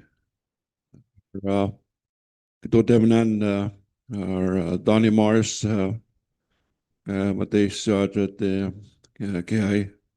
Nanagadan Mac, and because Wannaman Lake had experienced the loss, children taken by the fire.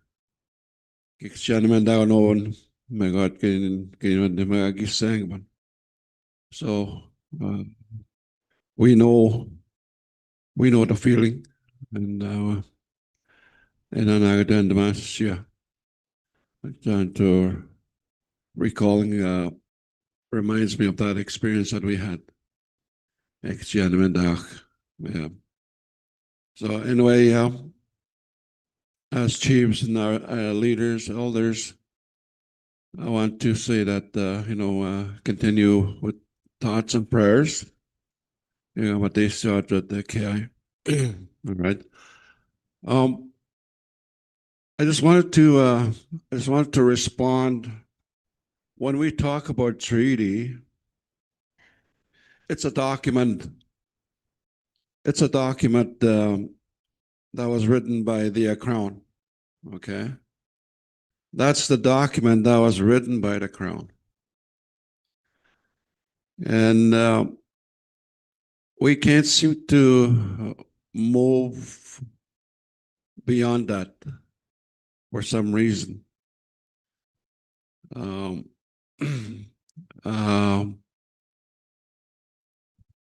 I think what's missing. I think what's missing here is our inherent right. I mean, inherent governance before treaty, before settlers came. And snabe ook maun sigya. Kung going here, get the Simon, going to get done what Simon here. And snabe ook maun, and snabe mashkoz you. Kung get them and okay, get my snamen here. And you guys can all take and Shnib, and Shnap, and Shinuk, Jaboyak, Jabodak Snat, Jam Tuazak.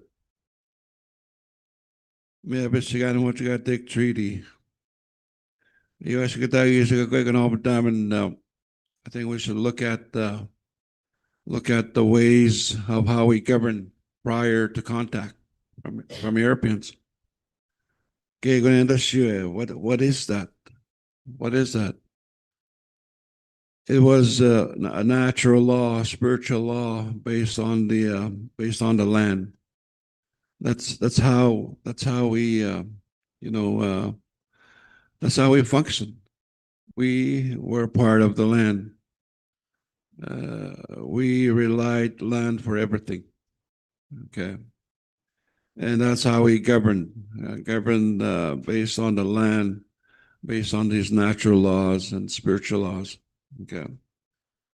So we don't have that written down. We don't have that document. So how do we collectively organize ourselves based on that, based on a foundation? Maybe we need to understand that first.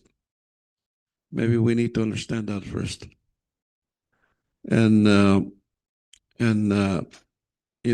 try to come up with a document in terms of how and snap Gamaw and hey snack but was got Chaboya James Tuwazak.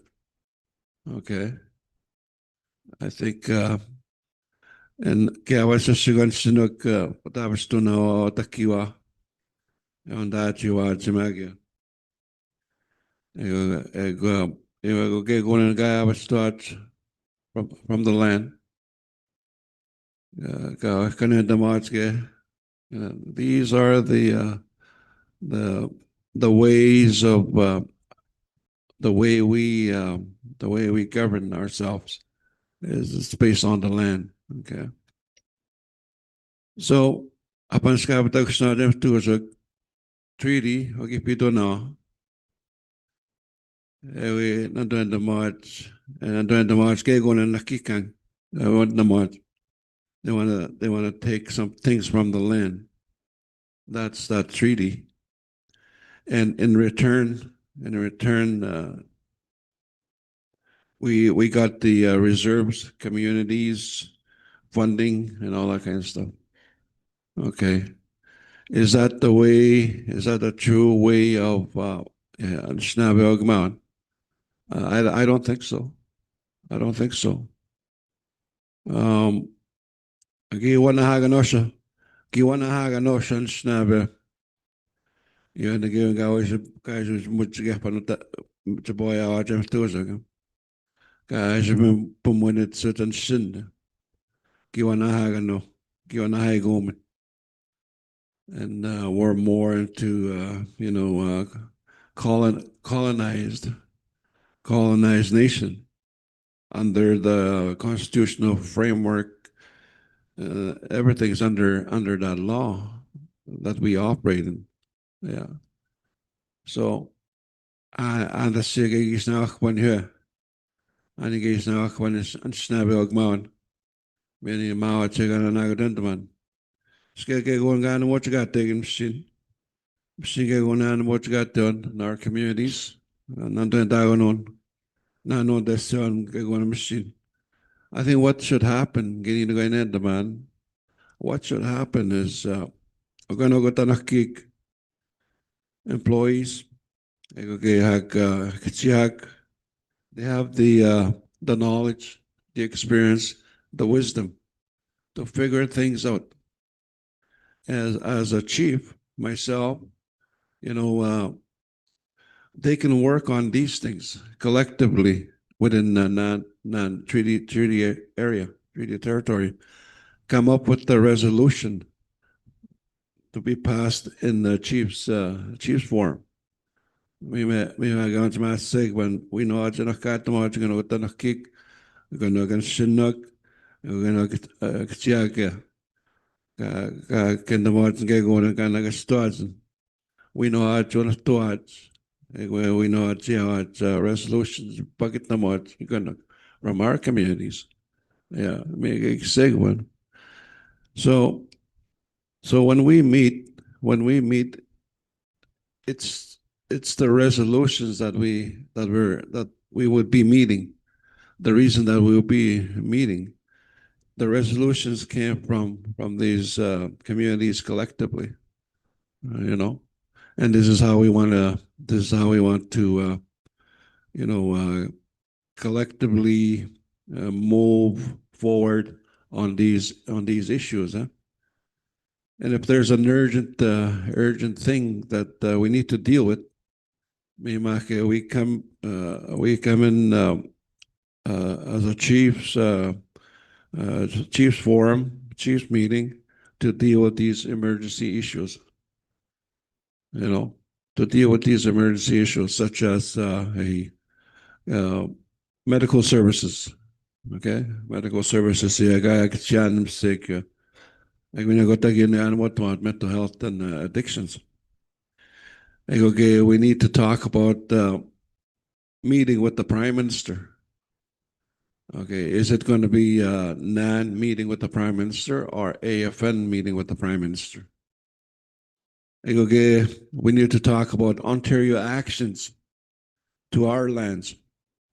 There's increased activity on our lands. They're reaping, taking the resources from our lands, and they're dividing and conquering our people. So these are the pressing issues that we should be dealing with. And in terms of our response, I don't know what's our response collectively.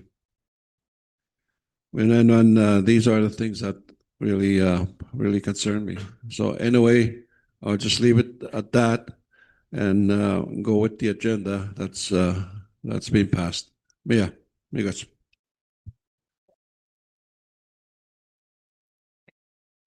Thank you, Chief, for your comments, and those have been noted as to how we proceed a year from now when you talk about the declaration. So the floor is still open for any comments on the so just state your name, your community for the records. Chief Sonny Batiste from Attachment First Nation.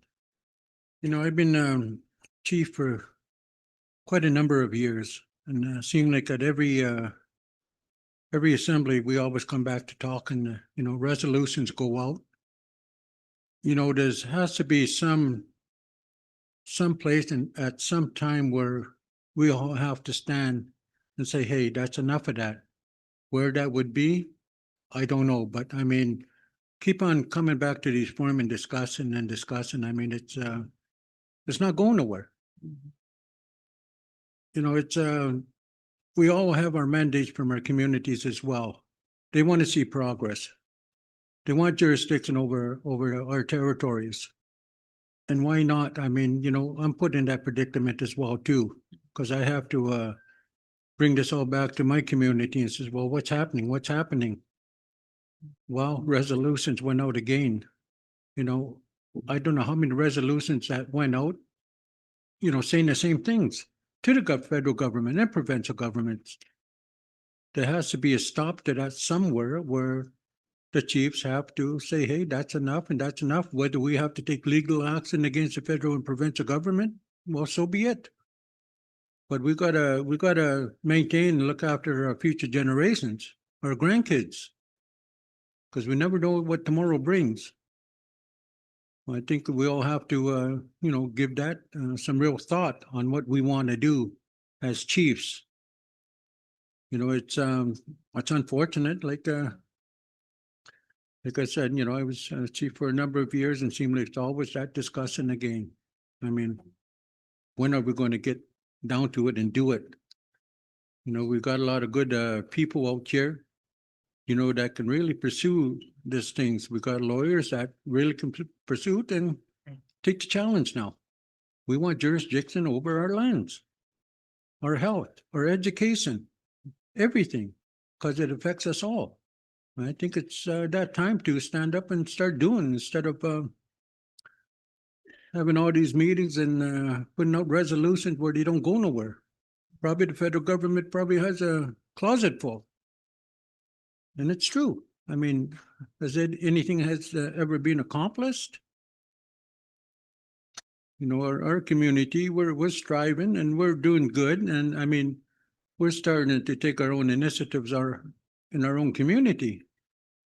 You know, and hopefully, you know, within the next 5, 6 years, we're gonna probably be independent as well, you know, with our resources and all that stuff, all our businesses. I mean, we gotta go ahead and do something concrete. Thank you. Thank you, Chief Sunny. So we'll take one more speaker and then we've been sitting for quite a while, so we'd like to take a break. So community and name. Miigwech. Chief June Black, Abitibi Anishinaabe Nation. I just want to add to Archie's comments. He's right. You know, we need to start looking at our history, seriously looking at our history. There are natural laws that exist amongst our people. That's where our power is, in those natural laws. We come into these discussions and we forget those natural laws. We move into modern way of doing things. You know, when it comes to our people, there is no modern. We have to stick to our history, to our ceremonies, to our prayers. That's where it is. There is still a copy of our original document from Treaty Number 9. I'm in the process of trying to acquire that. I know where it is. And it's just, I've got to handle it very delicately. The original at the time of the signing in 1906. I hope and pray that I can get that. You know, they didn't understand. I knew that my people did not understand that document. And it was very clear because they did not relocate to the land base of Abitibi that was assigned by the government. Our people did not even relocate there. And that was very clear to me that they did not understand that treaty. We need to revisit seriously the Royal Proclamation. We need to revisit the doctrine of discovery. These documents are where are need to be challenged. We can't be afraid to stand up to say, hey, you know what? I'm sorry, England, but this was not right. This was wrong. And we need to correct this. The chiefs from the West went to England. Why are we not going there? Why can't we take that step and go there and say, hey, we need to talk here? You know, this is not, we got to stop living this lie. And we are living a lie with all these documents. You know, the natural laws are the way of our people. And we got to stand up as women, as leaders and say, hey, you know, especially all these women. How many women do we have now in this country? We have 166 women leaders now. Something that was never unheard of, that was never heard of. And we have that now. There's a reason for that. There's a reason why these women are coming up. And the men need to lift them up. So, you know, I agree with Archie, and we need to return to that is where it's at.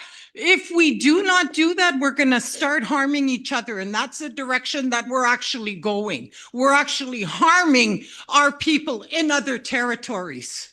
That's what we're doing, and that's wrong. But that's time for another discussion. Anyways, miigwech.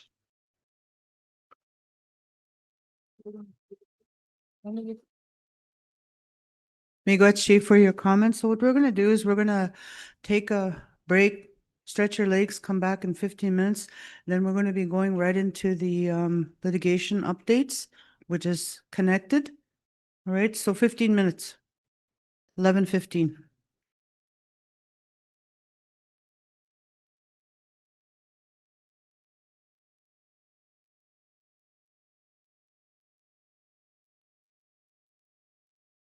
There's a secret place hidden past the scars of no Summer haze, so I'll never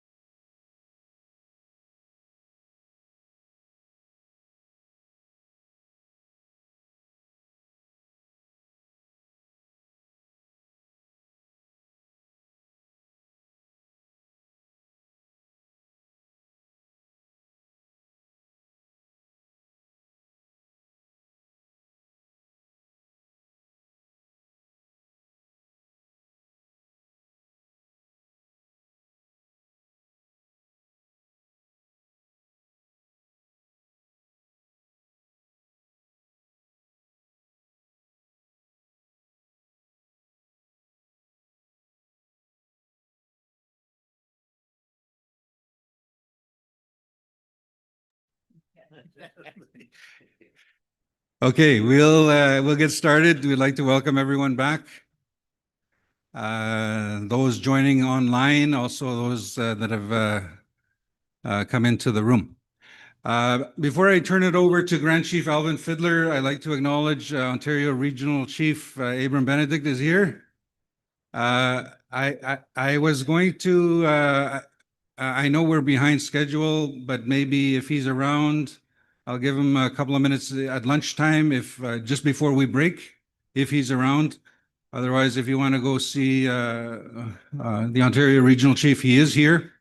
And but at this point, I'll turn it over to Grand Chief Alvin Fiddler to sort of wrap up and summarize the discussion that we had before break, and then we'll get it right into the litigation presentations.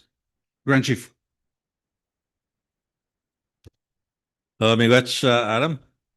So just to recap the previous agenda item, we were talking about the history of NAN and the upcoming 50th anniversary of the NAN Declaration of 1977.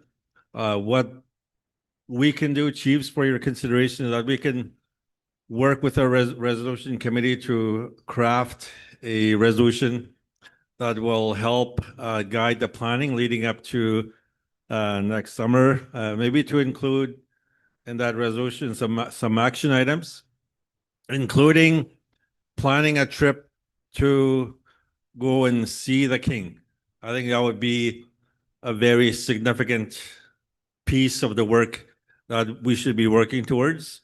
So we will work with our team to create that resolution for you to consider, maybe on the third day. And if any other chief here wants to work with us in crafting a resolution for your input, we would greatly welcome that. So we will get to work and present to you that resolution on the third day. Miigwech. Miigwech, Grand Chief. So we have the next agenda item is treaty and legal cases. So we have two cases that we'll be presenting, and then we are going to get into an update on some litigation that's happening. We'll need to go in camera for that one, but these first two will be public, and of course we're online, and anybody can join us here in the room. So we're going to start with the co-jurisdiction. I believe we have Kate Kempton on the line. Kate, if you're there, you're on the floor. Take it away. Good morning, Grand Chief, and chiefs and everybody else. Can you hear me okay? Yeah, it was a bit quiet at first, but we can hear you now. Okay. I'm not averse to yelling, so I'll speak up. All right, so Treaty 9 jurisdiction case. I'm just going to preface this by saying I just happened to tune in right before the break when Chief Black was talking about threats to unity.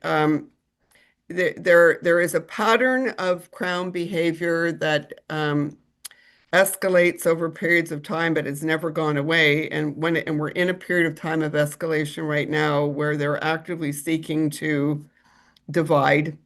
Bill 5 and C5 are one example of that, where they're, effectively putting a number of nations under duress to choose immediate monetary relief for bad situations, and forsaking, in some cases, long-term survivability. And, this is an atrocious behavior by the Crown. It isn't new. You've been experiencing it for centuries. It's, in my opinion, based on sort of work we're having done now, it's at an escalated level right now. What is also at an escalated level right now, and it just, again, a bunch of expert and other reports coming back from expert elders and Western scientists, indicating that we're at an escalated time of threat to the viability of the planet, what some call the environment, your homeland territories, and you. And, if we don't stand together and work to resolve these issues and end this hamster wheel of around and around and around hamster wheel called colonialism, where the Crown has assumed all power and authority over all decisions effectively across the land some call Canada, then I don't think much is really ever going to change. And I think the last 40 years of Canadian law, since the Constitution changed in Canada with Section 35, definitely seen some changes and overall legal improvements, but you're still on the same hamster wheel created by colonialism. And we're not going to get off that until the decision-making structure in this country changes. And that's, as a reminder to all of you, what this case is about. It says that colonialism was never agreed to by the Indigenous nations that in this particular case is focused on Treaty 9, that signed Treaty 9, that it couldn't have been agreed to because it was against your own laws, and you were following, your ancestors were following your own laws in making an agreement with what was then a foreign power, the Crown, about what would happen to in and on your lands and who would get to decide what happened. The right of jurisdiction is enforceable decision-making or governance power and authority about what happens to, in, and on the land, your territories. And the case, as you know, says that Treaty 9 confirms that you retain that decision-making power and control. It was guaranteed as continuing part of your way of life. The governance aspect of it, not just governance over you, but over what happened to your territories. And that in some degree or other, that would be shared with the Crown, that the sharing aspect of this included shared jurisdiction. There was a challenge, and so this is about structural change on who has power and control. And unless and until we get there, I don't see fundamental changes in this country happening, and I see divide and conquer happening more successfully, because as long as colonialism is churning that hamster wheel and Indigenous nations are forced to stay on it, then that's the wheel on which all of this power and control currently unilaterally exercised by the Crown gets to do things like divide and conquer. And so that, to me, this is a fundamental case. To the 14 nations involved in the case, it's a fundamental case. It is open to all Treaty 9 nations to join if you agree with the premise of the case. We had a challenge to that very premise of the case that we fought off in December. Ontario brought a motion to strike out the entire case on the grounds that the court has no jurisdiction to hear and decide something like this. I always thought that motion by the Ontario government was just to force the First Nations to feel panic, to perhaps cause some to leave the case because of panic, to drive up costs and cause delay. I have no faith in the Ontario government being honorable at all. I think this was a dishonorable move on their part. We fought that motion December 18th and 19th in the Toronto courts here, Ontario Superior Court in Toronto. Many chiefs who are sitting here today were in the courtroom. I think it made a profound difference. Ontario withdrew its motion as a result of that hearing and the media around it and the presence and the pressure from the chiefs. And the motion has now been defeated because Ontario withdrew it. There's a court order that says the motion is withdrawn and dismissed, and that's the end of that. The next step is fighting to get costs, some legal costs that were incurred by this, paid by the Ontario government. And so we will engage in that next.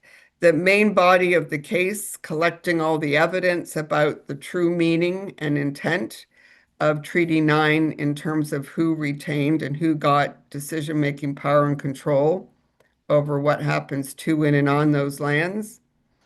is going to happen next. The funding for the case is now lined up, and we will have to meet with the First Nations involved to have their approval of the funding package and to sign on to it. The funding goes to the nations. It doesn't come to me, so that the nations have to agree to it. The key reason for this funding is so that it is not as easy for the Ontario and federal governments, who are both defendants in this case, to cause delay and costs to go up and cause panic among some of the plaintiff First Nations such that some will leave. If the case or a big chunk of it is paid for in advance and the funds are sitting in trust for this, it is far less likely that the Crown governments can, do things, engage in tactics that will sort of push certain First Nations out. And that's a key reason for having funding up front, but also because some of the nations just simply can't afford to pay for costs of a huge case like this, which is fully understood. My last comment is as a reminder that that funding is anchored in annuities specific claims. So those nations who are party to this case are also party to spec claims to get the annuities past payments brought, the annuities claim is essentially that the federal government should have raised the annual annuities payment every year by the inflation rate and not left it at $4 a head.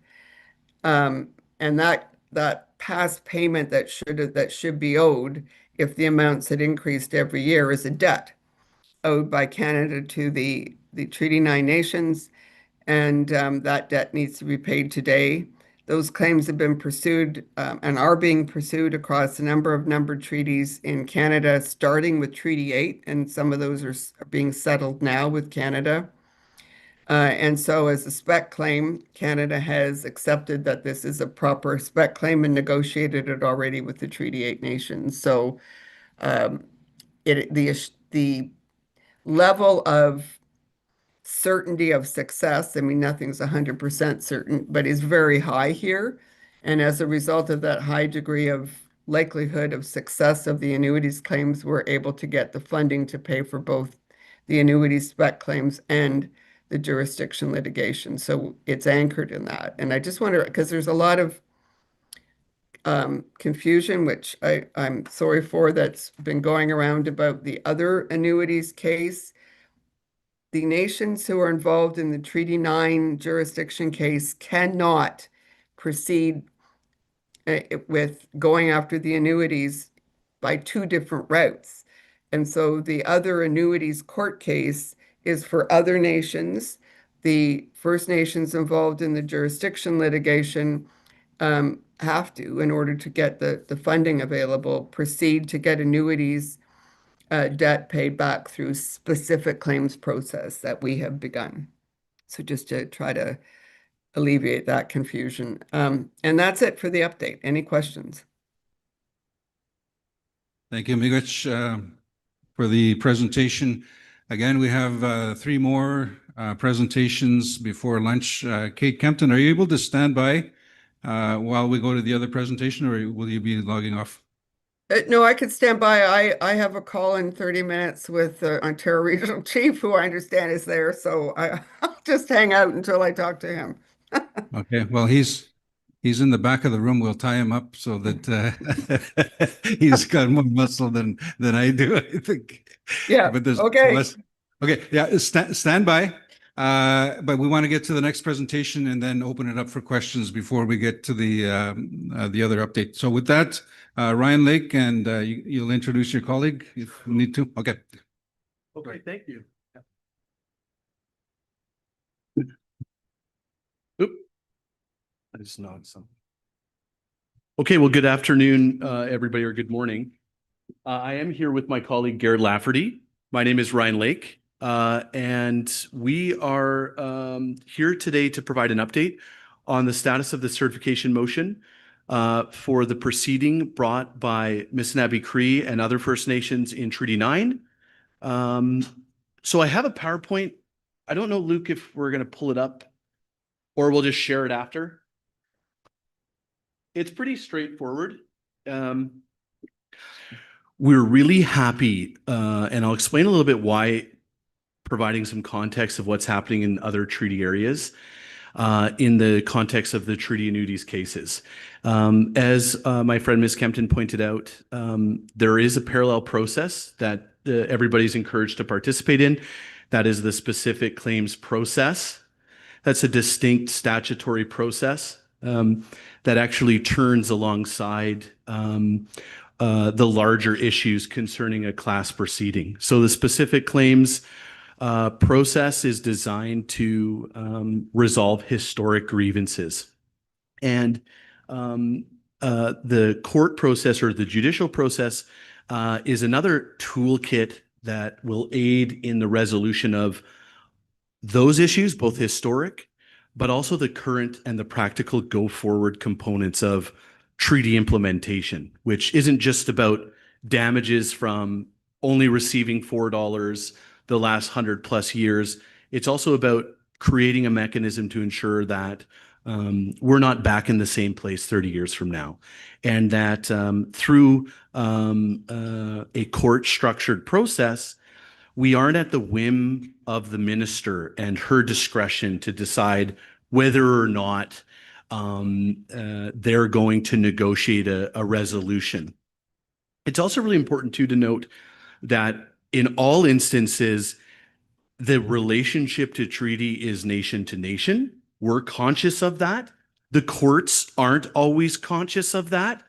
And part of the struggle in some of the other treaty areas where Canada is fashioning what's called a representative order, for example, in Treaty 1, where they've been able, through the consent of lawyers representing individual Treaty 1 members, to fashion a process that is attempting to bind all Treaty 1 First Nations. And there's lots of interwoven rationale, right, that is driving that. One is you have players from, Bay Street law firms or first law firms that haven't represented First Nations exclusively, but who have prowess in bringing cases forward through the system. They're really good at that part, but they don't have a First Nation client. And what they've tried to do is basically forcibly move a case forward using an individual, collaborating with Canada in a framework that gets to a trial quickly. The problem, of course, with that is it ignores one, the fundamentals of the treaty relationship, it being nation to nation. It blows through the stop signs of self-governance, self-determination when that's ignored. And it also creates a real risk in our view, especially watching Canada's participation in those instances, specifically in Treaty 1, that it's designed to circumvent the governments of the First Nations in fashioning what we call jurisprudence, right? Case law that supports this idea that treaty rights really don't have to have the First Nation front and center in the discussion, and that they can be sidestepped in order to forcibly get to an outcome that binds all Canadians and binds all First Nations to a treaty annuities case, for example. Obviously, that could extend to any other facet of treaty interpretation, treaty rights, and we view that as somewhat dangerous. Now, the good news is in Manitoba, where that has unfolded in Treaty 1, we did take steps on behalf of Treaty 1 First Nations to appeal that order. We were granted leave to appeal, and that will now be heard by a panel of the Manitoba Court of Appeal. In the meantime, in Treaty 9, we were really successful to be in what I view as one of the better jurisdictions in Canada in general, just in terms of their ability to understand what we're trying to do in the class proceeding, and to be able to understand where some of the trial judges on the prairies have a bit more myopic view, or maybe a little less resistance or hesitance to make First Nations the center, front and center in that litigation.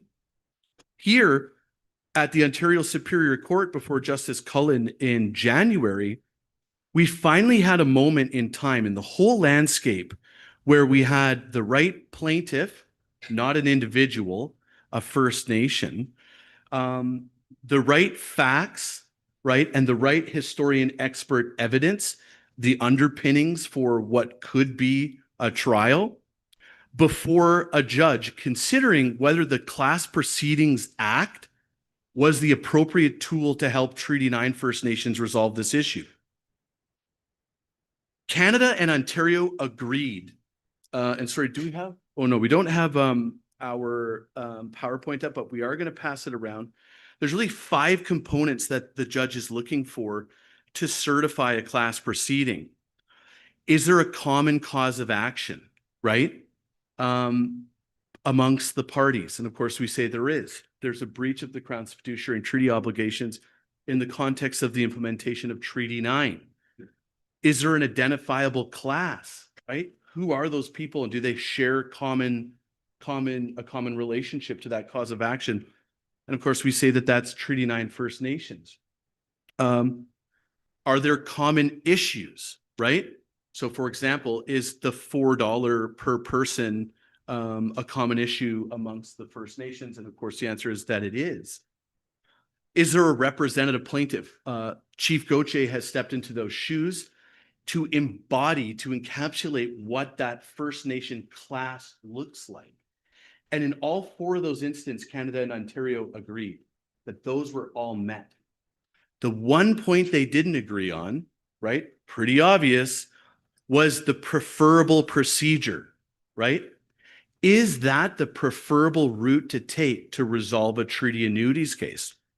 And they used the Treaty 1 example as evidence as to why it couldn't be this way. Because unless we could bind everybody in this room, that wouldn't be the ideal procedure, right? They demanded and they articulated a rationale to force binding First Nations through a process. But we say you don't need to do that in a class proceeding. A class proceeding is designed to achieve access to justice for the greatest number of stakeholders, but it isn't imposed upon anyone. It doesn't circumvent the right for a chief and council, for a government of the First Nation to decide they don't want that process. They want to do it themselves for whatever reason. Canada also said, well, look at Restool. Restool was what's called an unincorporated association, right? And they said what we should do in Treaty 9 is we should just accept that this is an unincorporated association of First Nations, right? And through that mechanism, forcibly bind them into a process, right? That will determine the outcome for everyone. And we said that that's an impossibility because an unincorporated association is only entered into voluntarily, like it was in Restool. And we can all accept that in Restool, that was pretty magical what they were able to accomplish. It took a lot of work. It wasn't perfect, but it was entirely voluntary, right? And now as we've seen some of the fallout that's happened through an unincorporated association, we know that that can be improved upon as well. The preferable procedure is a class proceeding because unlike the specific claims process, which is important, but discretionary, meaning the minister gets to decide every step of the way whether or not a case will resolve. A class proceeding enables a judge to come in and preside over the process to ensure all of the parties have access to information, have access to justice, and have control over the outcome. So pretty key to that, right, is the settlement process, the framework to resolve cases. In the, one of the best examples of a framework to resolve treaty rights cases that actually started in the specific claims process involving cows and plows and agricultural benefits. It arose out of the efforts of all of these First Nations through that process working towards a framework with the minister who exercised her discretion and said, you know what? We're going to settle all Treaty 5 and 6, cows and plows, treaty benefits claims through this framework. And it worked really well. And we say that's the framework that will work well for treaty annuities as well. But there was one problem. Once there was an election and the government changed, they changed their mind on that process. And now if you are in Treaty 4, 5, and 6, and you didn't already settle your treaty benefits case, you're in the lurch. You're on the sideline. And in fact, Canada's now coming back and saying, you know what? That deal's still on the table, but you're going to have to give more. You're going to have to release more of your rights for us to write that check. How bad do you want that check? In a class proceeding, if we're successful being certified, we will have all the rights and tools of a case management judge who will enable us the ability to make sure settlements are fair, right? Another practical component as well will involve lawyers' fees, right? Which became a big issue front and center in Restool after that unincorporated association basically just rubber stamped it, right? Not so fast in a class proceeding. That is only available once approved by the court. So that gives you kind of a little bit of insight. Sorry, Chief Coach, I kind of just jumped into it. That was sort of the battleground. Now we wait. What's next, right? We either get certified and we have that toolkit available to us. And like most things with Canada, once there's a trial date, they often change their mind. They say, okay, you got us. We wanted it to be this arduous process that would never end, or a process that was mandatory and binding. But instead, now you get to use the same judicial tools that all other Canadians can use to resolve their cases efficiently, designed at behavior modification, designed to capture the most stakeholders. You now have that tool. Or, as the judge said, she may still decide, no, I'm not certifying it. I'm not touching this hot potato. There's too much that could occur in the event that we did fashion a process like this. We say that through that process, we can breathe life into entities like the Committee of Chiefs at NAN, giving them an opportunity to collaborate through your own custom political legal institutions and allow for access to information and cooperation where that's beneficial to the First Nations who are participating, but without any binding result that would otherwise circumvent a First Nations right to make its own decisions. I think that's pretty good. The alternative is that they'll come back and they'll say, you know what, it's not going to work. The action continues on. And what we would do is we would continue on with our plaintiffs, right? And force our way to trial and get a result and have our treaty rights implemented and enforced. Chief Coche, I'll turn it over to you.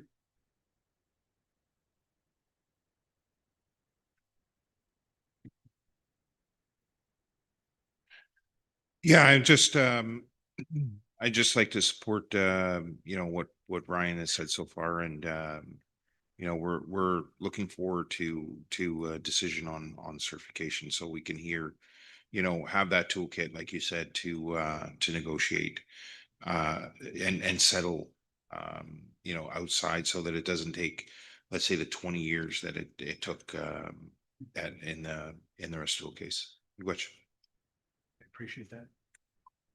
Great. Migach, Chief Coche, for the additional comments as part of the presentation. So we'll open it up.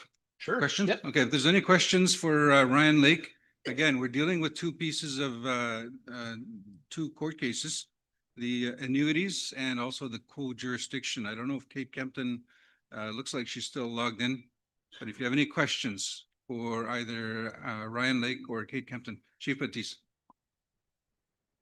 Yeah, Chief Sonny Batiste from Tasman. Just one question. How many First Nations are involved with this?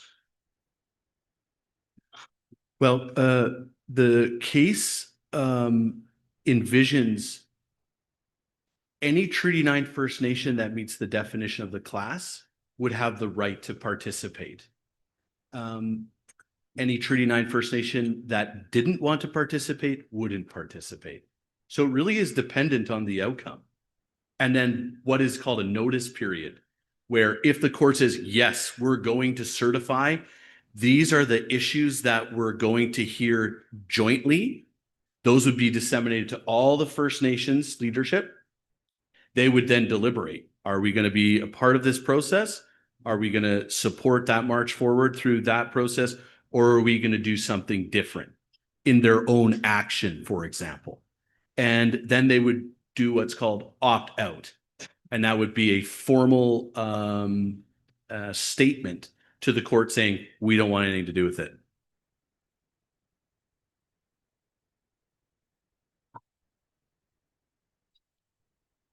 Any more questions? Chief Abbas. Chief Archie Wabas from Waterman.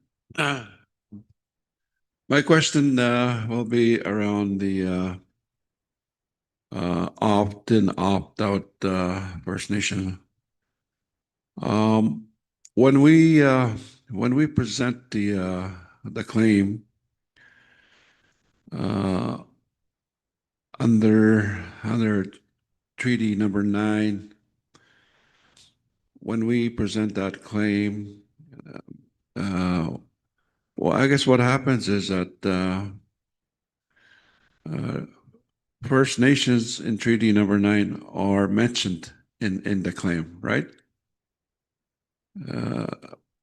Is that we're involved? Are we involved when we're being mentioned in the claim? You're involved from a factual perspective, right? Factual perspective. Yep. Okay. But not necessarily that we agree to join the claim. Exactly. Okay. So we have another case that we're involved in, co-jurisdiction, Right. also annuities. So advise me, we want to go with the co-jurisdiction annuities claim. Yeah. So if we're mentioned in your claim, and if we're also mentioned in the co-jurisdiction claim, would that confuse the court or judge? Like, So it's a great question. And really early on, Kate and I collaborated on ensuring that the overlap between our two cases was eliminated. You know, the first person who told us about this competing case is the same people that tells us about competing cases everywhere. It's the government of Canada or the Crown. Uh-oh, we've got a problem. These two cases are the same. What are we going to do about it? We're going to have to resolve that before anything happens, and it's going to go on forever. Kate and I, from the outset, collaborated to ensure that argument didn't exist. So the first answer is there is no overlap and there is no concern, full stop. We got Chief Abbas. Kate, I know we just referred to you. Do you want to respond as well? I'm used to getting referred to in some usually not nice ways. Yeah, no, that's right. Chief Wabas, that there will be some formal thing that probably has to happen at some step to like opt out of the class action or indicate that you're not opting in, whichever way this goes. It's unclear at the moment. But that's something that the lawyers can do on instructions. So, it's the annuities class action that Ryan's firm is doing is about annuities under Treaty 9, but it's not going to include all the Treaty 9 nations.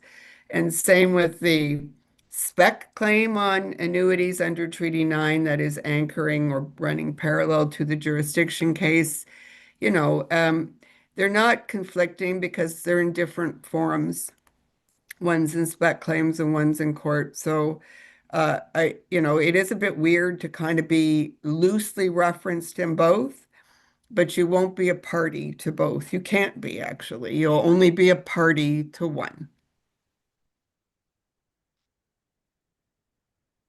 Chief Nakaji, and then Chief Wesley. Chief Nakaji, go ahead. Good question. Because Treaty 9 was a pretext, we did not have a chance to negotiate. Can we negotiate for an augmentation clause at this time? Is that a question? Question, yes. So your question, if I understand it, is because the Treaty 9 negotiation was, Pretext coming in before. yeah. So there's really there's two arguments, right? It's either it's not there intentionally, which we say would be a foolish and improvident transaction and a breach of the Crown's fiduciary obligation to withhold an augmentation clause, right? Because it did render this promise meaningless as a result. We actually say that's already the case because Treaty 9 got $4 per person instead of $5 per person, right?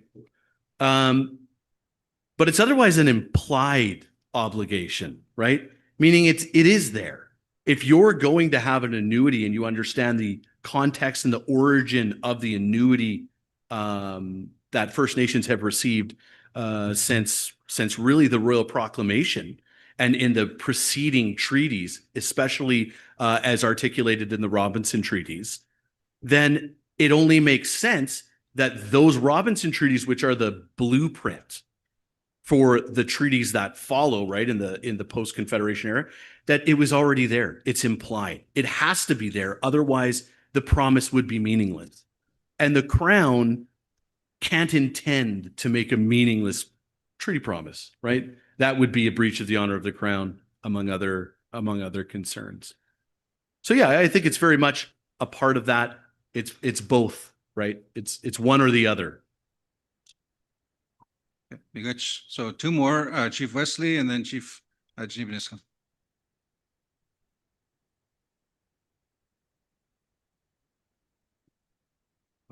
Chief Russell Wesley, precies eigenlijk. Ik ga niet kennen, ik het aan ben. Kind of forgot what I was going to say, but I think I have this concern, with the number of cases that are in the courts. And although there might be a strategy around these cases in terms of treaty implementation, and but I was just wondering, like, if there needs to be best practices on the strategy for treaty implementation, because as far as I know, I don't think there's ever been one. Each of the nations, just pursue these matters in court. But the concern I have with that is the waiver clauses that go with the each court case or class action. That certainly has an impact on what we're trying to achieve. I think in terms of best practices, one of the objectives would be to determine what is the best approach to dealing with the treaty question. And I think I'm at a point now where I don't think the class action and law cases are doing us nations any good because of the time involved. From 1905 to the declaration, NAN's declaration, 1977, July 6, 1977, 72 years passed. And then from 1977 to 2026 with the implementation strategy of NAN, which involves legal and class actions, another 49 years passed. That's a total of 121 years. And during that time, a community like mine, which doesn't have a treaty, well, actually, it has both a treaty and Aboriginal title. All we've done during that same period of time is to try and get our foot in the door to provide the basic necessities of food and water, which is what you people call an economy. And the last time we've ever tried to, I mean, the last time we ever entrenched some terms in the treaty was in 1905, hunting and fishing rights. And it's similar across all treaties. That's why those rights are entrenched in Section 35 of the Constitution. It was about an economy, subsistence. And when you think about all of these issues, the basic element in all of this is about land. That's why I'm saying, we should step back and at least for NAN do best practices. What are we doing? Where are we going? What is the best possible way to achieve what we need in our First Nations? And that's food and water. I mean, currently, my First Nation sits at $290 million in gaps. I've spoken about this before, and many of the chiefs here have the same gaps.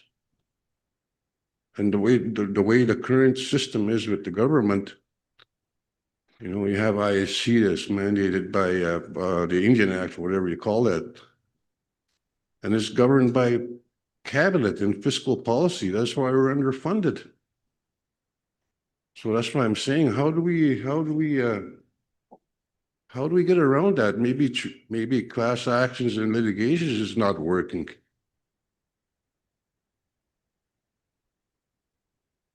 Because the longer every year that goes by, the gap just widens and increases. I have a solution for this, by the way, but I'm going to bring that up probably in April. Hopefully, I would hope, but that depends on the willingness of the nations to try to approach it that way. And it's centered around the national concerns of Canada right now, with the critical minerals strategy and all that. It's focused on that. And again, it just boils down to the very simple element of food and water. That's my comments. Thank you. Yeah, I can add to that. Like I totally agree with that. It is much bigger than simply a class action or a specific claim. It is as much political as it is legal. I think litigation is it's a tool, and it's a tool that you use to create the conditions for change. And for example, the Class Proceedings Act is designed in a manner that expressly says to achieve behavior modification, so that when somebody's fed bad medicine and they couldn't by themselves sue a pharmaceutical company to get justice, or when a plane is shot down out of the sky in Ukraine and all these people die, and there's insurance companies that are withholding, monies that are owed. In the context of treaty rights, not all treaty rights, but some, and especially something about money that really is them just holding back what they ought to have already done 100 years ago.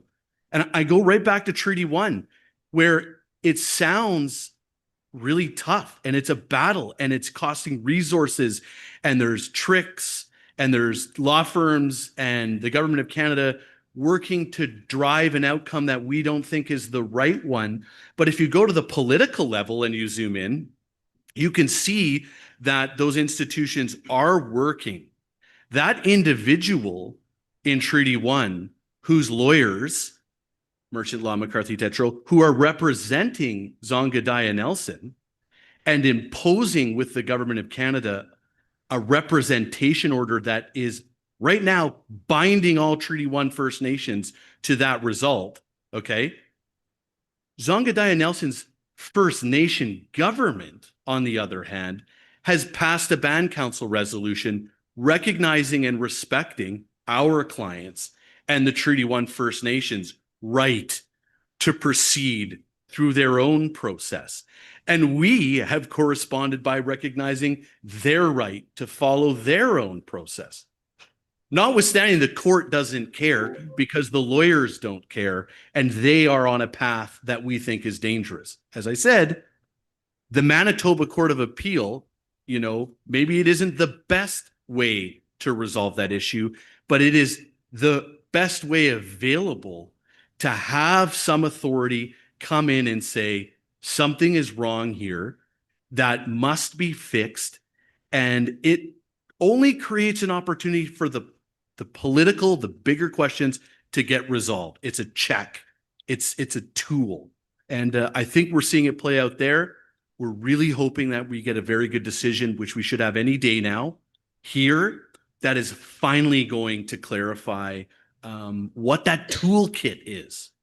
Not what the outcome is, what that toolkit, what those available tools will be to resolve this specific issue. Thank you. One more question, Chief Adjutant Mason. Good morning. I just had a question on the treaty. I was not sure if this was asked, but the clause on the escalation. How do you proceed with that in your case with the annuities case? That's absent with the Treaty 9 document. That'd be my first question. Moving on to the other cases, there's a wide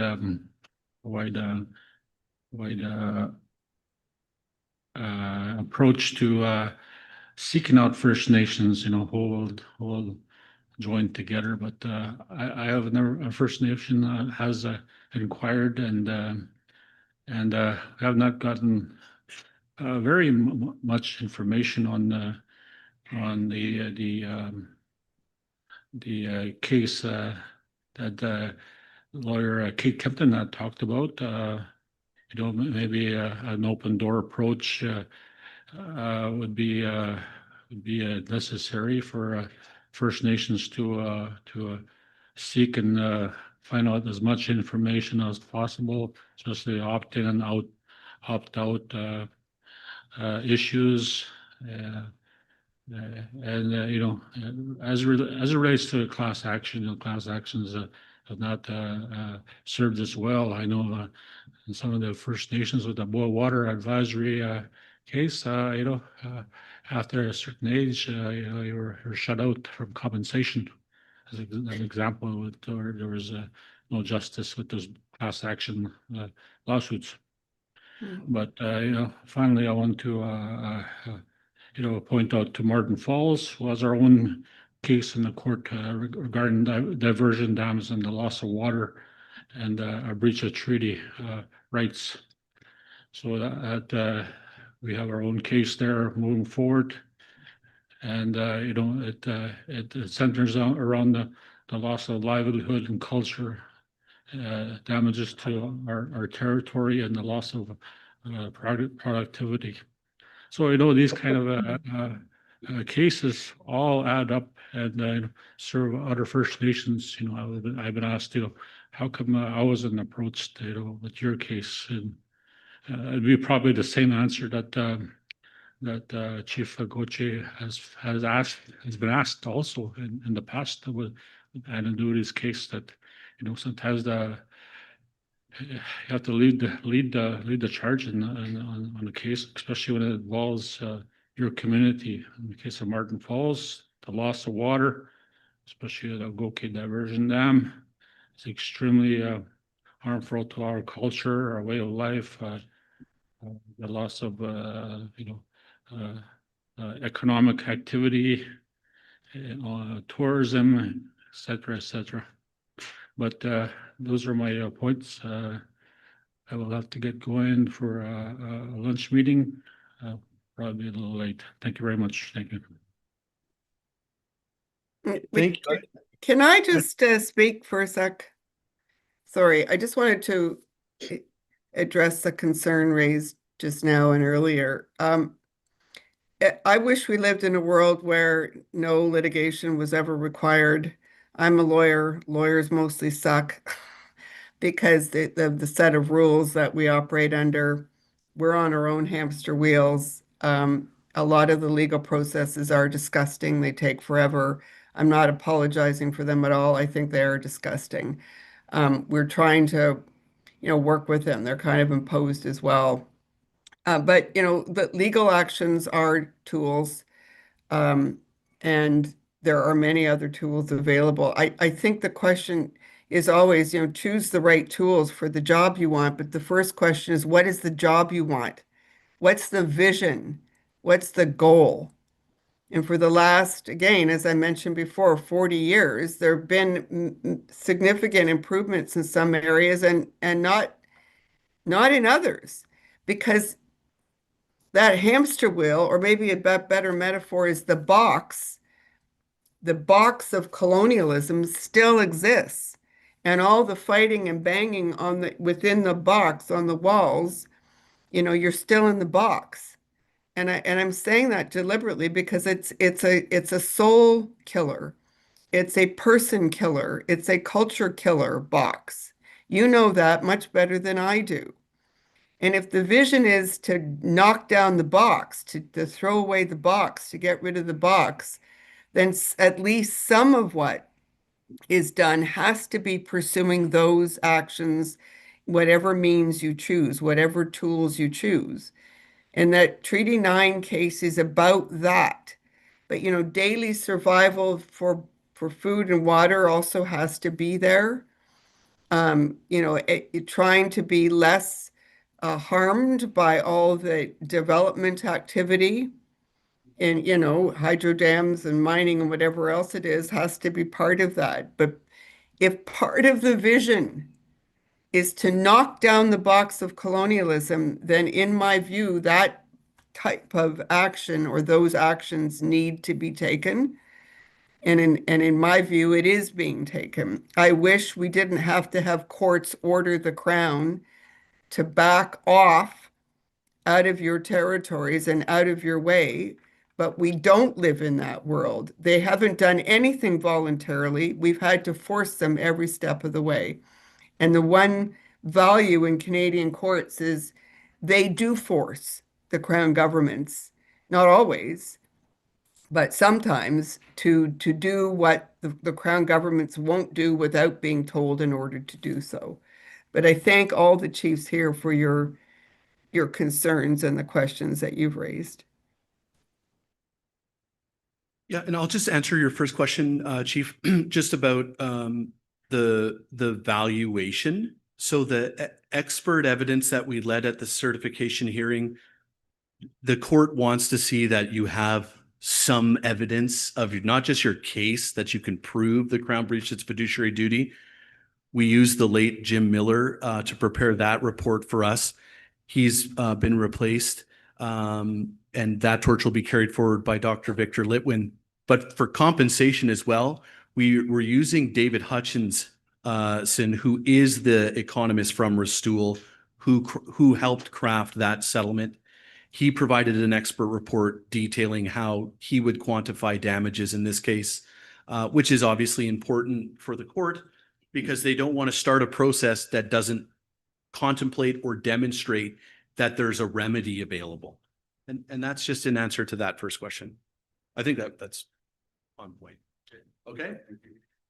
Great. Thank you very much. So just sort of closing comments, because you're part of this presentation. Go ahead, Chief. Yeah, I just wanted to thank Ryan and Mary Slaw for all the work they've done so far. It's been years in the making, and I think that I'm really confident in their ability to come to a resolution that will be favorable for all of the NAN communities. Miigwech.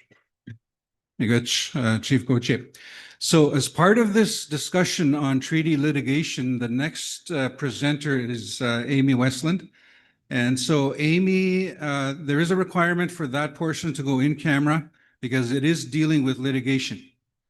But Amy's going to take an outside look from an outsider's perspective at treaty litigation, not only these cases, but other treaty litigation that's happening from an outsider's perspective. We've heard from the lawyers that are leading these two cases, and Amy will also discuss what has already been previously discussed at this assembly, strategy, sort of a collective strategy. How do we work together when we look at treaty litigation, such as this, that will affect everyone in the treaty area? So that's Amy's presentation.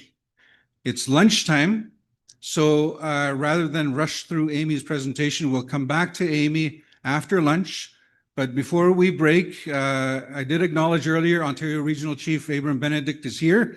I'd like to give you 2 minutes to come up and address the chiefs that are here. Following that, we'll have Lucy offer a prayer for the meal, blessing of the meal, and then we'll break, and then we'll come back and continue this discussion. Again, it's the same issue, same issues, but we'll have to go in camera for that one. Regional Chief. Welcome. Sego, Ache, good morning or good afternoon. It's always the worst thing to have a big mohawk standing between you and lunch. So thank you for that great setup. I hope all of you are well. It's such a great pleasure to join in this afternoon over the next couple of days as you come together to talk about the number of issues and the opportunities and the current realities that we face across our region, and all of the work that we have to do as leadership and that you have to do in your communities. And so I won't take too long. I just want to acknowledge all of their leadership, our sacred items, the drum this morning. And I do just want to acknowledge all of you and our communities and the losses that we have experienced in so many ways. To know that KI and many of KI has experienced a terrible loss. Chief Donnie's family was affected by a house fire. Many of our communities have experienced similar losses. And I know that each and every one of you in the leadership work that you do, these are the daily realities that you face, whether it be loss, threat to community, addictions, meeting the needs of your nations. And I acknowledge your hard work and commitment.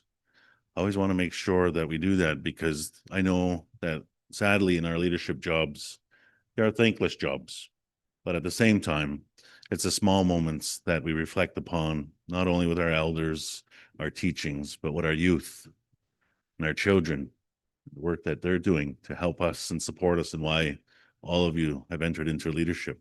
So Nyawa Goa Miigwech for that.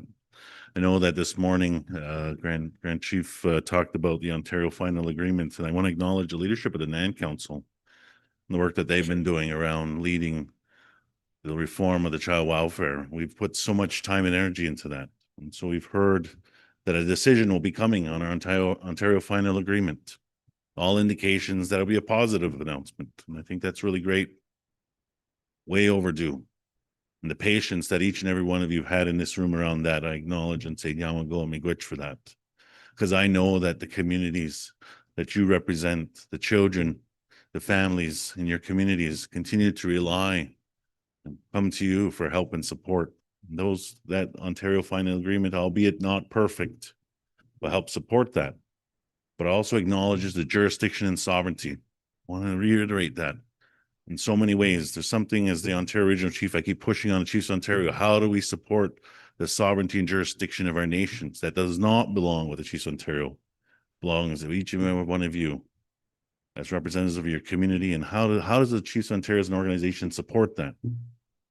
And I've been struggling a bit with that, but encouraging them to think of what role do we have in defending that? Not only as me as the Ontario Regional Chief and the mandates that you give me and the work that we do as a leadership council, but also how are our organizations supporting and defending sovereignty and jurisdiction of our nations?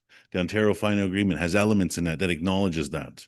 Yes, it is a program, but it provides supports for your nations to continue to build capacity and build up your community laws around those traditions that you have that colonial legislation does not take into consideration. That's extremely important to me. And so as we roll through this process, we're going to continue to defend our positions on this. We have seen so many antics around that, the Ontario Final Agreement, and we're going to see more. But I can tell you that myself, our leadership council, your Grand Chief, your executive are committed to advancing that. Because the realities that all of you face are so unique. And our region is great. There's so many great things that are happening in this region. I spent a lot of time talking about who the Chiefs of Ontario are and the great things happening in this region. One of the things that I talked about earlier was just about, the advocacy, and the lawyers talked about legal being a tool. The other part that's important to me is building relationships. Yes, there are many areas that we don't agree upon with government proponents, people who want to come in the community. But there are some out there that want to be able to do and bring prosperity as much as they do and as much as you do. And those are the important relationships that it's important to me to help find and bring about those opportunities. So I don't want to say too much more. There's lots of areas. Please, if there's anything that I can do to help, reach out at any time. And I do hope that you're getting my monthly reports. I send out a report every month, just so you know some of the work that we're doing. It's not inclusive of everything. Just a high level of how we continue to advance through the Ontario Regional Chief's Office, our mandates, and the political priorities that we have as one of the best region across Turtle Island. I always remind them at AFN, this is the best region. And it's not because of the regional chief, it's because of each and every one of you and the commitment that you have to advancing the priorities and the great work that's happening. Yes, there's a lot of challenges, but there's a lot of great work. We are strong. And I'll close on one thing. There's something that Chief Black talked about, and we've talked about in many ways. This really is about nationhood. And where does that begin and end? And where does community begin and end? And so as a region, we need to have more difficult conversations around a number of areas. And that includes that. And I'm here to help support that however I can. Because as we know, the world that we live in, everything around us, another war started in the globe we live in that has so many implications on us. No more than ever is it so important that we go back to our teachings, our language, our ceremonies. Because at the end of the day, the melting pot of the world we live in, the only thing we'll have is ourself. No mine, no transmission line, no partnership in $1 billion corporation will save us. This is what the teachings have taught us, is how we continue to advance and be the people, first peoples, and we'll be the last peoples. That's because of all of you. So now we'll go, and it's a great opportunity. It's a great day to join all of you. And I look forward to the many conversations, great work that we have to do as the best region in Turtle Island. Now we'll go.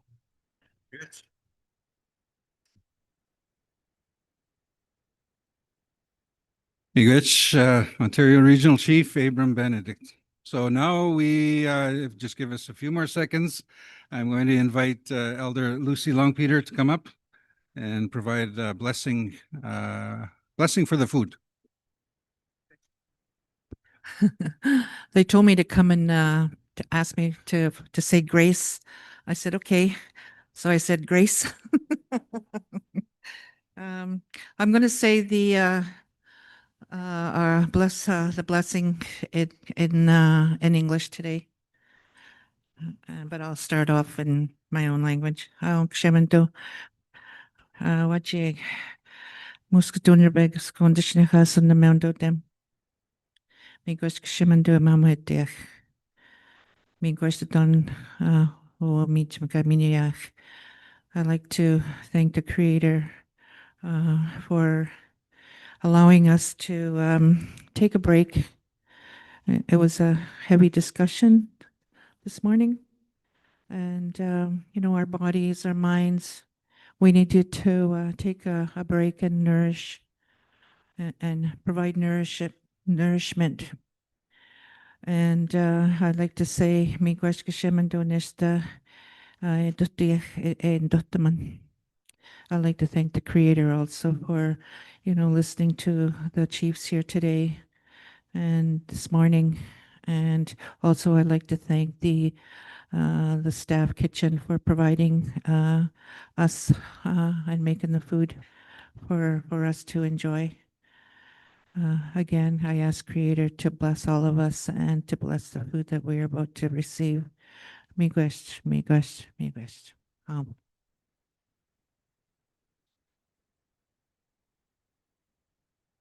So we will take a shorter lunch. We'll be back 1 o'clock. We'll start right at 1. Remember, we're still talking about treaty litigation, so really important discussions.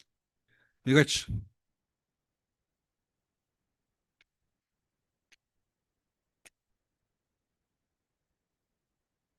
And you shine through the silence.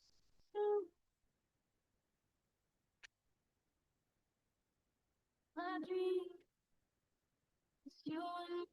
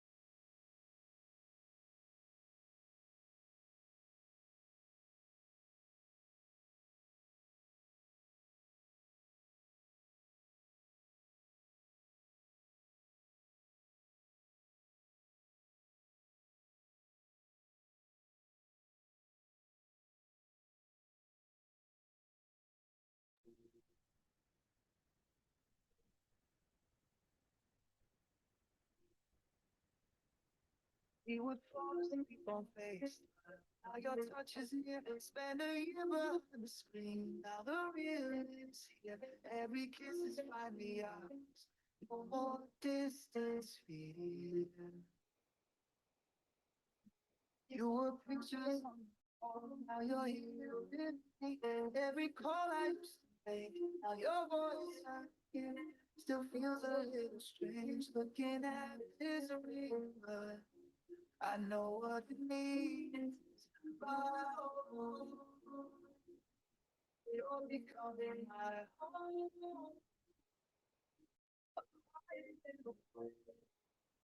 Well,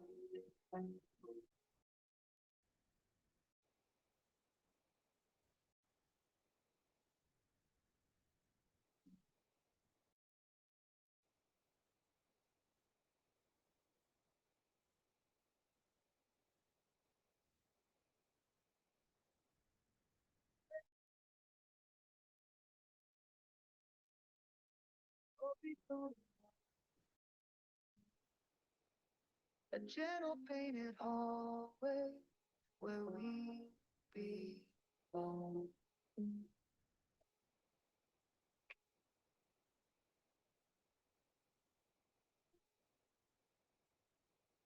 Early in the morning, feel the weight again.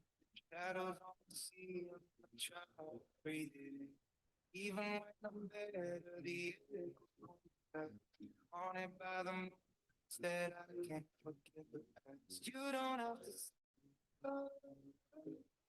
You know me better. I don't do. I always have you come in you. I don't.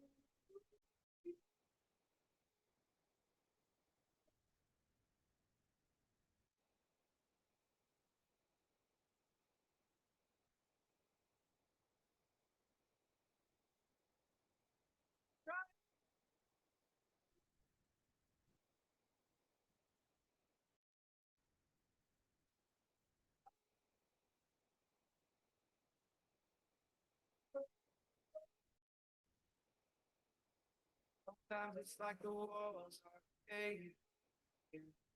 Your voice reminds me I'm stronger than even when I fall apart. I'm 'cause I'm not the same since you showed me that you don't have to say a word. You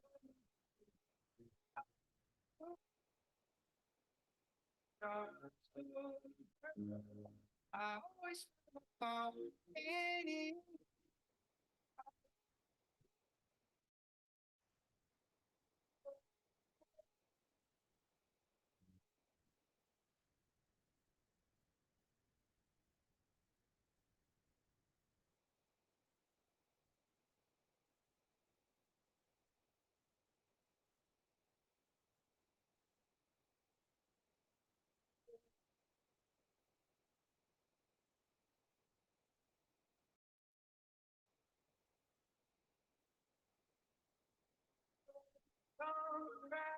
Crashing down, be around.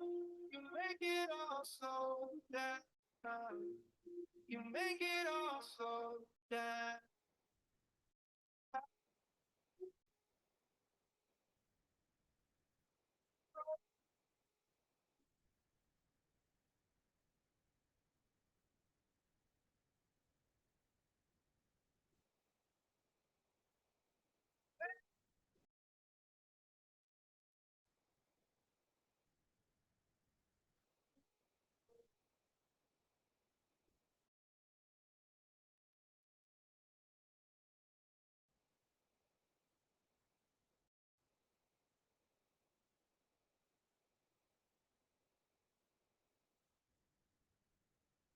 There was a fire beneath our skin.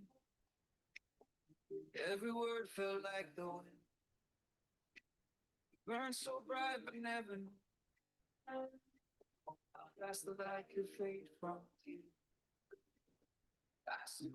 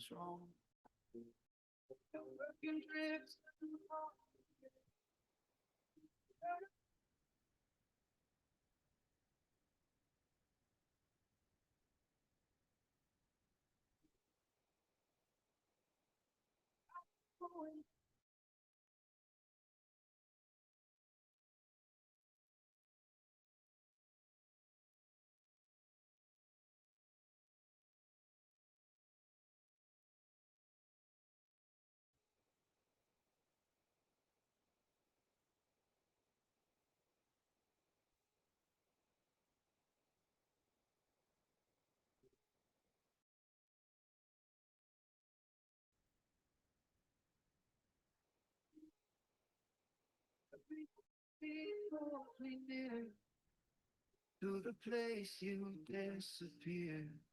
I wish I knew how to forget, but my soul still your sin. I keep going to where.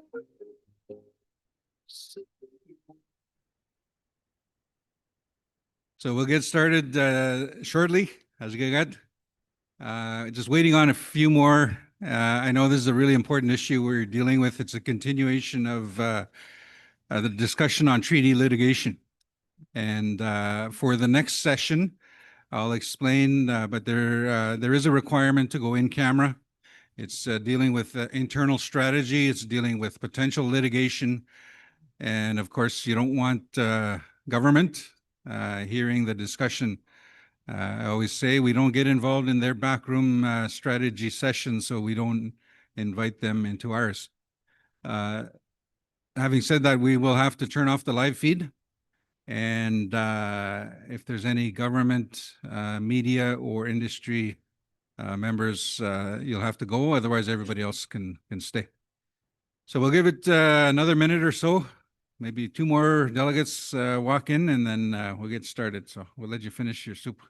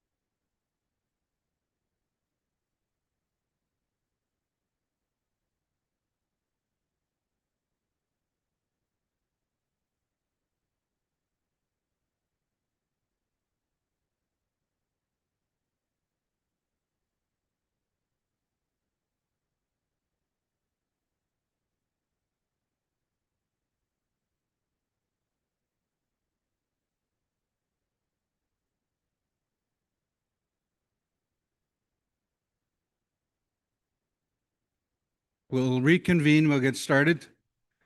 So welcome back, everyone. Welcome those joining online, also here in the room. This is a continuation from this morning. It's a discussion on treaty litigation. We had an update from two lawyers that are working on two cases this morning, co-jurisdiction and the annuities class action.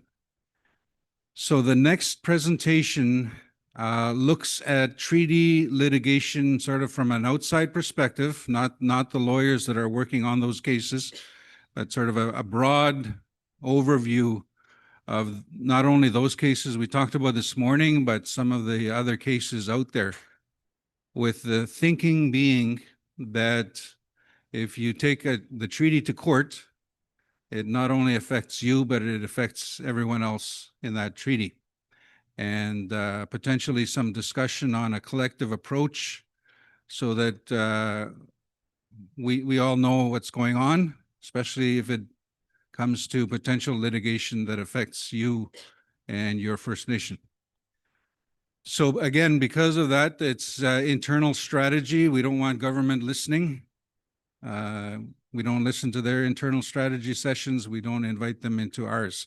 There's a time and place to do that. So there's a requirement to go in camera.